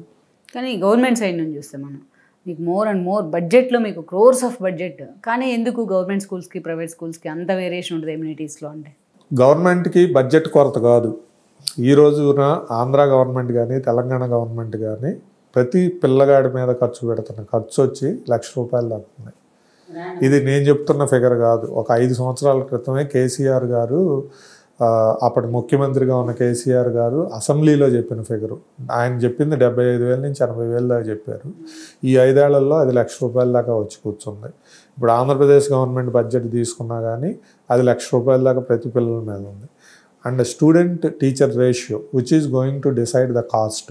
ప్రైవేట్ స్కూల్స్లో స్టూడెంట్ టీచర్ రేషియో గురించి చాలా గొప్పగా చెప్పుకుంటాం. ఇప్పుడు మేము ఆర్టస్లో కూడా మాది 1:12.5 అని చెప్తాం. అంటే ప్రతి 12.5 మంది పిల్లలకు ఒక టీచర్ అవైలబుల్గా ఉంటారు. ఇప్పుడు మన 2 తెలుగు రాష్ట్రాల్లో టీచర్ స్టూడెంట్ రేషియో తీసుకుంటే అది 1:17 ఉంది, విచ్ ఈజ్ వెరీ ఐడియల్. 1:20 లోపు ఉన్న రేషియో ఏదైనా కానీ చాలా మంచి రేషియో. రేషియో ఐడియల్గా ఉంది, పిల్లల మీద పెట్టే ఖర్చు చాలా బాగుంది. ఎక్కడ ఫెయిల్ అవుతున్నామంటే it is lack of accountability. అక్కడ మనకి లెర్నింగ్ అవుట్కమ్స్ అచీవ్మెంట్లో టీచర్లు ఏ రకంగా పనిచేస్తున్నారు, ఆ అవుట్కమ్స్ అచీవ్ అవుతున్నాయా లేవా అని ఒక చెకింగ్ మెకానిజం కానీ, లేకపోతే ఎవరైతే దాన్ని రీచ్ అవ్వలేకపోతున్నారో అక్కడ ఎలాంటి ప్రాసెస్ ఉండాలి, వాళ్ళ మీద యాక్షన్ ఎలా ఉండాలి, అక్కడున్న పిల్లలు ఎందుకు అచీవ్ చేయలేకపోతున్నారు అనే దాని మీద మానిటరింగ్ కానీ ఇవన్నీ కూడా సిస్టంలో లేవు. ఇప్పుడు మేము చిన్నప్పుడు, మాకంటే మీరు నెక్స్ట్ జనరేషన్, మేము చిన్నప్పుడు డిఈఓ వచ్చారంటే డిఈఓ లెసన్ ప్లాన్స్ చెక్ చేసేవాళ్ళు, టీచర్ పాఠాలు చెక్ చేసేవాళ్ళు ఎట్టా చెప్తున్నారు అనేది, దాంట్లో లోటుపాట్లు ఉంటే మెమోలు ఇచ్చేసేవాళ్ళు. ఇవన్నీ జరిగినాయి. ఇవాళ రోజు ఒక డిఈఓ వెళ్ళి ఒక టీచర్ లెసన్ ప్లాన్ చెక్ చేయడం అనేది జరగట్లా. సెకండ్ ఇంపార్టెంట్ థింగ్, డిఈఓల మీద ఎంఈఓల మీద ప్రైవేట్ స్కూల్స్ లోడ్ పెరిగిపోయింది. ప్రైవేట్ స్కూల్స్ ఒక రకంగా చెప్పాలంటే మష్రూమింగ్గా వస్తున్నాయి. వాటి మీద వాటిల్లో ఎడ్యుకేషన్, ఇప్పుడు why should I talk about government school, private స్కూల్స్లో ఏమన్నా క్వాలిటీ ఎడ్యుకేషన్ అన్ని స్కూల్లో అందుతుందా అంటే డెఫినెట్లీ నాట్. భారతదేశంలో ఉన్న ప్రైవేట్ స్కూల్స్లో 100 ప్రైవేట్ స్కూల్స్ ఉన్నాయి అనుకుంటే 85 private schools are charging less than 25,000 per annum. Government ₹1,00,000 ఖర్చు పెడుతుంటే ప్రైవేట్ స్కూలు సంవత్సరానికి 25,000 అంతకంటే తక్కువ వసూలు చేసాయి 85% of the private schools. So you can imagine without collecting fees how can they deliver quality. ఇప్పుడు మనకి బాగా రీసెర్చ్ చేసి ప్రతి డిబేట్లో మాట్లాడే జయప్రకాష్ నారాయణ గారు లాంటి వాళ్ళే రకరకాల డిబేట్లో ఆయన అంతటా ఆయనే చెప్పిన ఫిగరు 40,000 నుంచి 50,000 ఒక క్వాలిటీ ఎడ్యుకేషన్ ఇవ్వాలంటే మనం పిల్లల మీద ఖర్చు పెట్టాలి అనేది ఆయన చెప్పిన ఫిగర్. సో 25,000 అంతకంటే తక్కువ ఛార్జ్ చేస్తున్న ప్రైవేట్ స్కూల్స్ ఈ రోజుకి కూడా 85% ఉన్నాయి. అండ్ మనకి ప్రతి గవర్నమెంట్ కమిషన్లు వేయటం జరిగింది. ఇక్కడ తెలంగాణలో తిరుపతిరావు గారి కమిషన్ అని, అంతకుముందు ఇంకొక కమిషను, అట్లానే ఆంధ్రప్రదేశ్లో జగన్మోహన్ రెడ్డి గారు గవర్నమెంట్ ఉన్నప్పుడు అక్కడ ఒక కమిషన్ వేయడం జరిగింది. వీళ్ళందరూ ప్రపోజ్ చేసిన ఫీజులు ఎంత అంటే 17,000 సంవత్సరానికి స్టూడెంట్ అర్బన్ ఏరియాలో అయితే 17,000, రూరల్ ఏరియాలో అయితే 15,000 కలెక్ట్ చేయండి, అంతకంటే ఎక్కువ కలెక్ట్ చేయకూడదు అన్నారు. 17,000లో అసలు ఏ రకమైన క్వాలిటీ ఎడ్యుకేషన్ ఇవ్వగలుగుతాము? కానీ ఎస్పెషల్లీ మీకు ఈ ఫీజు రియంబర్స్మెంట్ అండాలి, ఈ ఫ్రీబీస్ స్టూడెంట్స్ దగ్గర కూడా వచ్చినాయి ఇవాళ రోజున, దాని మీద ఏమంటారు మీరు? అప్పట్లో 1983లో ఎన్టీ రామారావు గారు కొత్తగా ముఖ్యమంత్రి అయినప్పుడు ఆయన స్కాలర్షిప్లు ఎకనామికల్లీ పూర్ పీపుల్ అని చెప్పి irrespective of caste and creed economically poor అంతకుముందు కూడా ఉండేవి. కాకపోతే ఆయన వచ్చినప్పుడు మల్టీఫోల్డ్ పెంచాడు వాటిని. అంతకుముందు 1 ఉంటే అప్పుడు 10కి పెంచాడు వాటిని. ఆ స్కాలర్షిప్లు రావటం మూలంగా చదువుకొని ప్రయోజకులైన వాళ్ళల్లో నేను ఒకడిని. సో అవసరం ఉన్న వాళ్ళకి అది అందితే డెఫినెట్గా దాని ప్రతిఫలం వేరుగా ఉండిద్ది. ఫీజు రియంబర్స్మెంట్ పథకం అనేది రాజశేఖర రెడ్డి గారు ముఖ్యమంత్రిగా ఉన్నప్పుడు ఇంజనీరింగ్ స్టూడెంట్స్కి ఫీజు రియంబర్స్మెంట్ పథకం అనేది ఇచ్చారు. అది ఒకందుకు మంచిది, ఎక్కువ మందిని ఇంజనీర్లు చేయడానికి అది పనికొచ్చింది. అక్కడ కూడా జరిగిన తప్పు ఏంటంటే there is no quality check. Fee reimbursement పథకం ద్వారా పిల్లలను తెచ్చుకోవడానికి కోసం ఇంజనీరింగ్ కాలేజీలు పుట్టుకొచ్చినాయి కొత్తగా. ఫీజు రియంబర్స్మెంట్ పథకం డబ్బులు ఆగిపోతున్నాయి అంటే మూసేసిన కాలేజీలు కూడా ఉన్నాయి. అంటే దాని అర్థం ఏంటి? ఆ డబ్బులు వస్తాయి కాబట్టి నేను కాలేజీ పెట్టి చెప్తాను, దాంట్లో క్వాలిటీ లేదు, టీచర్లు లేరు, చెకింగ్ మెకానిజం లేనప్పుడు పథకం అయినా ఎటువంటి విద్య అయినా తప్పుదారి పెట్టడం అనేది సహజం. కానీ కేజ్రీవాల్ లాంటి వాళ్ళు, మీరు అన్నట్టు ఇందాక జేపీ గారు లాంటి దగ్గరే ఆయన స్టడీ చేశారు. వాళ్ళు ఎప్పుడు వాళ్ళ పాలసీ లోక్సత్తా అది కూడా ఎడ్యుకేషన్ అండ్ హెల్తే కదా. సో కొంచెం సక్సెస్ అయినట్టున్నారు. ఢిల్లీలో ఆ స్థాయిలో చర్చ జరిగింది గవర్నమెంట్ స్కూల్స్ సంబంధించి. వాళ్ళు చేసిన పని కూడా ఏంటంటే మానిటరింగ్ సెల్. ఈవెన్ విద్యాశాఖ మంత్రి గారి దాకా వెళ్ళి స్కూల్స్కి వెళ్ళి మానిటర్ చేసుకున్నారు. అదేంటంటే ఒక స్మాల్ సిటీలో కాబట్టి అండ్ నెంబర్ ఆఫ్ స్కూల్స్ తక్కువ కాబట్టి it is possible with them. దాంట్లో కూడా దెర్ ఈజ్ ఏ డిబేట్, అది ఎంత ఇంప్రూవ్ అయింది ఎంత ఇంప్రూవ్ అవ్వలేదు అనే దాని మీద డిబేట్ ఉంది. సక్సెస్ అయినా ఎందుకు వచ్చింది అంటే మానిటరింగ్ చేయబట్టి, దాంట్లో టీచర్ని బాధ్యతలను చేశారు కాబట్టి సక్సెస్ అవడానికి పాసిబిలిటీ వచ్చింది. ప్రైవేట్ స్కూల్స్ పుట్టగొడుగుల్లో పుట్టుకొస్తున్నాయి అనేసి, సో ఇలా ఎక్కడ చూసినా అదే ప్రశ్న గారు, టార్గెట్స్, కన్సైజ్ క్లాస్ రూమ్స్, వాడు ఏం చదువుతున్నాడు, ఏం చూస్తున్నాడు, తెల్లరేపాటికి వదిలిపెట్టి వెళ్తే హాస్టల్లో ఏంటిది అసలు ఈ మెస్ అంతా ఎందుకు క్రియేట్ అవుతుందంటారు? Parent aspiration. పేరెంట్స్ వాళ్ళ పిల్లల్ని మంచి పొజిషన్లో చూడాలి అనుకోవటం అనేది ఏ పేరెంట్ చేసినా కానీ దట్ ఈస్ నాట్ రాంగ్. ఆ పిల్లల ఎడ్యుకేషన్ మీద ఎప్పుడైతే స్పెండ్ చేయడానికి రెడీ అయ్యారో ఆస్తులు అమ్ముకొని కూడా, సో న్యాచురల్గా దానికి ఈజీ వే ఏంటంటే ఇప్పుడున్న పరిస్థితుల్లో టెక్నాలజీ వైపు వెళ్ళటం. సో ఇంజనీరింగ్ చదువు చదివించడానికి ఎలాంటి చదువు కావాలి అనేది దాన్ని జీరో డౌన్ చేసి కిందకి తీసుకెళ్లారు. 6వ తరగతి నుంచి ఐఐటి ఫౌండేషను ఇట్లాంటి ఎడ్యుకేషన్ వచ్చింది. ఆ ఎడ్యుకేషన్ మంచిదా చెడ్డదా అనేది పక్కన పడితే ఏంటంటే దాంట్లో నుంచి వచ్చే వాళ్ళల్లో ఒక 10%, 5%, 15% సక్సెస్ రేట్ తీసుకుంటున్నారు. ఆ సక్సెస్ రేట్ని చూసి ప్రైవేట్ స్కూల్స్ వాళ్ళు ఇది మా సక్సెస్ అని చూపిస్తున్నారు. పేరెంట్స్ అది నమ్మి పిల్లల్ని చేరుస్తున్నారు. And it is becoming a vicious circle. ఆ సర్కిల్ని బ్రేక్ చేయాలి అంటే ఏంటంటే ఇప్పుడు ఈ టెక్నాలజీలో ఉద్యోగాలు లేకపోతే తప్పించి అది బ్రేక్ అవ్వదు. కానీ మీరు ఒక లైవ్ ఎగ్జాంపుల్ కదా ప్రశ్న గారు, మీరు తెలుగు మీడియం ఆల్మోస్ట్ మనం అంతా కూడా అప్పట్లో డిగ్రీ వరకు కూడా తెలుగు మీడియమే చేసాం. కానీ మీకంటూ ఒక వ్యవస్థను ఏర్పాటు చేశారు, ఇంత సక్సెస్ పాత్ చూశారు. ఇది సక్సెస్ అంటే ఇట్లాంటి చోటు కూడా ఉంటుంది కదా, కేవలం ర్యాంక్స్, కేవలం ఇంజనీరింగ్, ఇంకోటి. ఇప్పుడు కూడా వస్తున్నారు, రావట్లేదని కాదు, ఇప్పుడు కూడా వస్తున్నారు. కాకపోతే ఏంటంటే మనం ప్రపంచానికి కావాల్సిన ఎంప్లాయీస్ని తయారు చేస్తున్నాం, కానీ మనం ఎంప్లాయర్ని తయారు చేసే ఎడ్యుకేషన్ అనేది మన దగ్గర ఎంత లేదన్నా కానీ పర్టికులర్గా స్కూల్ ఎడ్యుకేషన్లో అది మిస్ అవుతుంది. ఎలా మరి దీంట్లో ఇంత ఒక డ్రాస్టిక్ చేంజ్ రావాలి, మామూలు చేంజ్ కూడా కాదు. మరి ఈవెన్ గవర్నమెంట్స్లో కూడా ఇప్పుడున్న పరిస్థితి ఏంటంటే ఎడ్యుకేషన్ మినిస్ట్రీ తీసుకోమంటే they are considering it is a punishment.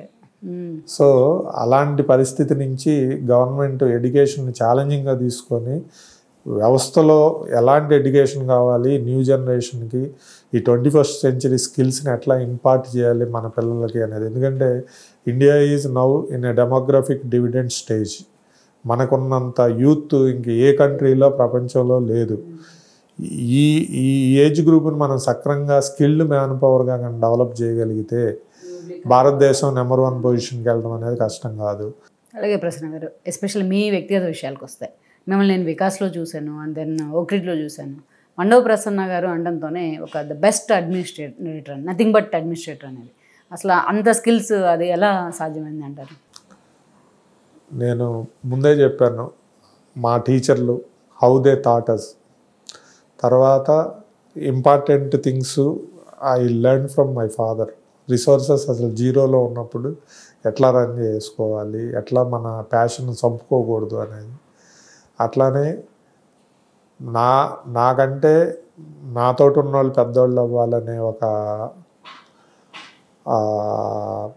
కోరిక పుట్టడం అనేది మా బావగారి దగ్గర నేర్చుకున్నాను. ఆ రోజున ఆయనకంటే నన్ను పెద్దోడిగా చూడాలనుకున్నాడు. He only encouraged me. So వాళ్ళందరూ లైవ్ ఎగ్జాంపుల్స్ నాకు. అట్లానే నాగప్రసాద్ ఈజ్ మై మెంటర్. నాలో ఉన్న భయాలు, నాలో ఉన్న అనుమానాలన్నింటినీ పక్కన పెట్టి you are capable, you can do అని ఎనీథింగ్ అనేది నా మీద నాకు నమ్మకం పెంచింది నాగప్రసాద్. తర్వాత సెల్ఫ్లెస్గా ఎట్ట చేయాలనేది నా ఫ్యామిలీ మెంబర్స్, నా వైఫ్ కానీ లేకపోతే మదర్ ఇన్ లా కానీ, వాళ్ళు ఆ రోజున్న మినిమం కంఫర్ట్ని కూడా వదులుకొని పర్లేదు రిస్క్ చేసినా ఏమవ్వదు, రిస్క్కి మనం ఎవర్స్ ఉండకూడదు అని చెప్పి నన్ను ఎంకరేజ్ చేసిన. ఇట్లా లైఫ్లో తీసుకుంటే there are so many people who taught me life lessons. అంటే సక్సెస్లో మనకు స్టేజ్ వచ్చిన తర్వాత ఒక లెథర్జీ వచ్చేస్తుంది చాలా మంది, మెజారిటీ ఆ సక్సెస్ని ఎంజాయ్ చేసే క్రమంలో. సో అలా కాకుండా ఇప్పటికీ ఒక నిత్యం స్టూడెంట్ లాగే ఉండాలి, ఒక డిసిప్లైన్గా ఉండాలి. ఇది ఎలా మేకోవర్ చేసుకోగలిగారు? I can say I learn from both of my colleagues and my bosses Nagaprasad and Rajasekhar. వాళ్ళు రోల్ మోడల్గా ఉంచుకోవడానికి ఎప్పుడు ప్రతిరోజు కొత్త విషయంతో వచ్చేవాళ్ళు. సో వాళ్ళని అందుకోవాలంటే నేను కూడా నేర్చుకోవాలి కదా. సో ఆ గ్యాప్ ఉన్నా కానీ వాళ్ళకి నాకు అట్లీస్ట్ వాళ్ళని అందుకోవాలి అంటే వాళ్ళ నోట్లోంచి వచ్చే మాటను నేను ఇంప్లిమెంట్ చేయాలంటే I should be equipped with that. మీ సక్సెస్లో చరిత గారి భాగస్వామ్యం అంటే ఏం చెప్తారు? Definitely entire credit goes to her. ఆవిడ అలౌ చేస్తేనే కదా ఇన్ని చేయగలిగాము. Otherwise it is not possible. అంటే మీరు అరౌండ్ ద క్లాక్ మీ ఎంటర్ప్రెన్యూర్షిప్ లేకపోతే ఇలా ఉంటే మిమ్మల్ని అంత ఈజీగా యాక్సెప్ట్ చేయడం అనేది మామూలు విషయం కాదు. ఆ నాగింగ్ ఎప్పుడూ ఉండిద్ది. స్టిల్ ఏంటంటే without her cooperation we can't reach to the level కదా.